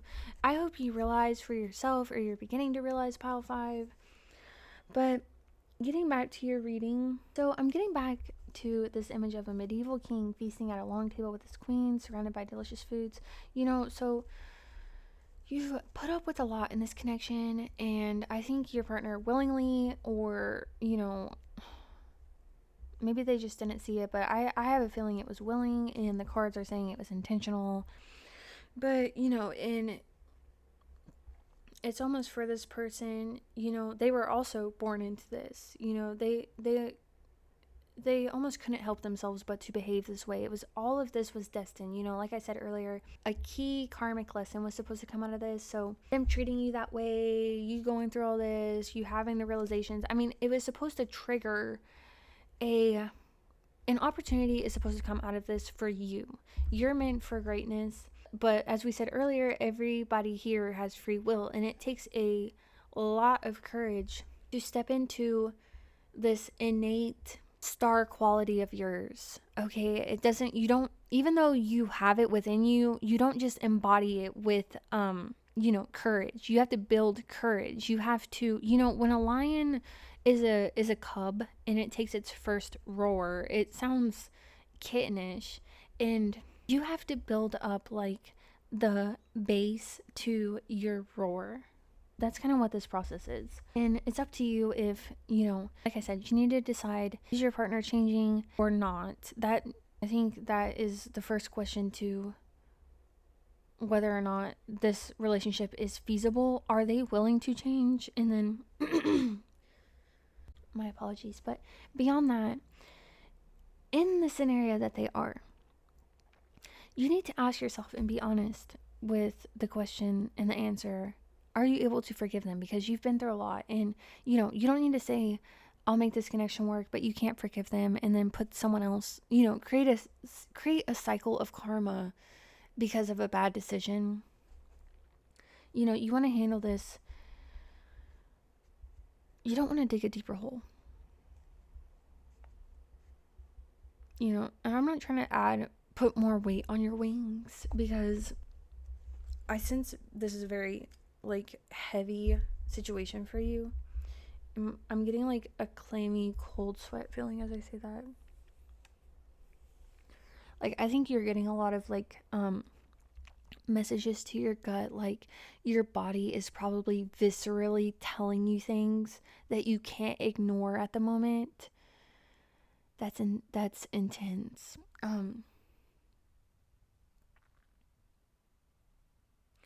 You're a very beautiful Venusian like earth angel who used to offer this person an overflowing cup, all that you had and then some, but whatever the absence was in this connection has you claimed up, or you were at one point. But this was divinely guided, and you used your insight and intuition to follow along. This was definitely a process of surrendering for you. I think you lost faith in this connection, and had you feeling guarded. But it seems your strategy of survival in this circumstance has been strategic emotional output, not giving all your energy to everything, and being selective. It's almost like being selective isn't even enough, so you're being selective, noticing more, making changes and adjustments until you feel still again, and you know you've correctly silenced anything that wasn't for you. I feel as though you went through something so painful that you cried out to the universe asking why. In this selection process and the fine-tuning of the selection process is almost like you weeding out what should and shouldn't be tolerated and what is a continuing lesson. To be honest with you though, Pile 5, I get a rotten apple image in regards to your partner, as in Snow White, like the evil witch getting Snow White to take a bite of the apple so that the witch can turn into the fairest of them all. I believe your partner uses nurturing and seduction as a means of deception and to forge closeness with you, Pile 5. What brings the two of you together in this connection isn't anything in particular. You're something worthy of worship. Anyone would love to be in a relationship with you, and they are just one of many in line with a number of who's obsessed next. I think on the flip side of this, anyone would love to love you. I think you could genuinely love anyone. I think you need to ask yourself, Pile 5, who is it that you're loving? There may be an element of codependency here. What pulls this connection apart is the need for peaceful conflict resolution, the inability to overcome challenges and move forward. The energy in this current connection is violent and heartbreaking. It seems filled with rainy days, with you being the only shining light in all its darkness. The hidden aspect in this relationship is the intention behind your partner's illusions. They say they want union and celebration, but really they plot for personal victory over you, and they use cruel deception to win you over. They have a dishonest, immoral, and non-monogamous character. They likely have vices and are scandalous. They do all of this for what they think will be personal gain, advantage, power, authority, but these will all be short-lived. I don't feel like this is a circumstance that is meant to last. The scenario that you won't stay. What the future holds for you too is stagnation and permanence. The way things are now won't change. There may be string along breadcrumbed promises of commitment or marriage or something or another to bridge the two of you, but these are just false promises. This person is strategic and is only worried about the alliances that they make and break. They are not concerned for the heart they hold, and it's a mighty precious one. I channeled I'm Rubber in Your Glue and the movie Superstar. I also kept hearing angle, right angle, and math, so perhaps these circumstances are the foundations which your spirituality rests on. You may be displaying order, clear boundaries, and a structured approach to your spiritual endeavors at this moment. Your spirituality may be what anchors you physically at this time, grounding you in the material world. Channeled confirmations include the 90s, 2008, and around that time in February. When it comes to your charms, we have the elephant. So you're an incredibly loyal person, Pile 5, and I think you're in the process of creating your God-given family. That's to say, it will be created by you. It's not blood related. You are incredibly wise, strong in every sense of the word, energetically, mentally, spiritually, physically. Powerful, very powerful. You have probably cut material attachments to the world in ways that you're able to. An incredible listener. You may listen more than you talk. A good luck charm in especially challenging times. Not only does the universe send this energy to you in tough times, but you are this to others. A good luck charm, especially when things get hard. Maybe being called to be a leader in some sense, perhaps spiritually. You may be soft-spoken and misunderstood. You need to believe in your inner strength, pile 5. So we also have a heart encased in a right-facing crescent moon. We'll be using quote-unquote higher tools of technological advancement to move yourself forward from your circumstances. And I'm hearing tools of the mind, higher tools of the mind. So your intuition, your inner knowing will be what you use to progress forward from your circumstances. You have great emotional depth. The nurturing ways of your heart is like a cradle for others. You've arrived at a place that, if you weren't here before, where moving forward, you will have a balanced expression of emotions and intuition, instinct, and insight. This period is marked by a distinct turn in direction of expression when it comes to self-love. You're shifting focus inward and doing acts of self-love now, nurturing yourself so you have the foundation to then nurture others. So perhaps you've been experiencing an extreme lack of nurturing up until this point, pile 5. Clarity has come to you recently concerning a relationship, and you are feeling guided to find honesty in the situation and reach a deeper understanding. The purpose of which is to exist with a sense of harmony and to live in alignment of love. So we also have the right side single angel wing. You're taking flight without the resources that you need to do so. It's almost as if invisible forces are carrying you with proactive protection, guidance, and encouragement to stay aligned to your purpose. You're taking action at the moment, being assertive and making meaningful movements, courageous in your pursuit of spiritual growth, and you may have even had to literally defend your spirituality. You're beginning to have confidence and are able to because of your connection to spirit. It's incredibly strong and you're in a constant communication with it. Your higher self, your spirit team, ancestors, your spirit guides, spirit itself, the universe. Wisdom that you bring back from the angelic realms allow you to put forth an admirable conscious effort. You do it all in the effort to become whole. You've surrendered and are learning of the strength that comes with vulnerability. In the last 2 years, you may have begun allowing others to see you cry or have been making a conscious effort to wear your true emotions on your sleeve without shame or embarrassment about your authenticities. The angel wing charm signifies a healthy balance of strength and vulnerability. In relation to transformation, this charm signifies the beginning of a spiritual ascension or soul growth and is a gentle nudge towards reaching your potential with trust and resilience.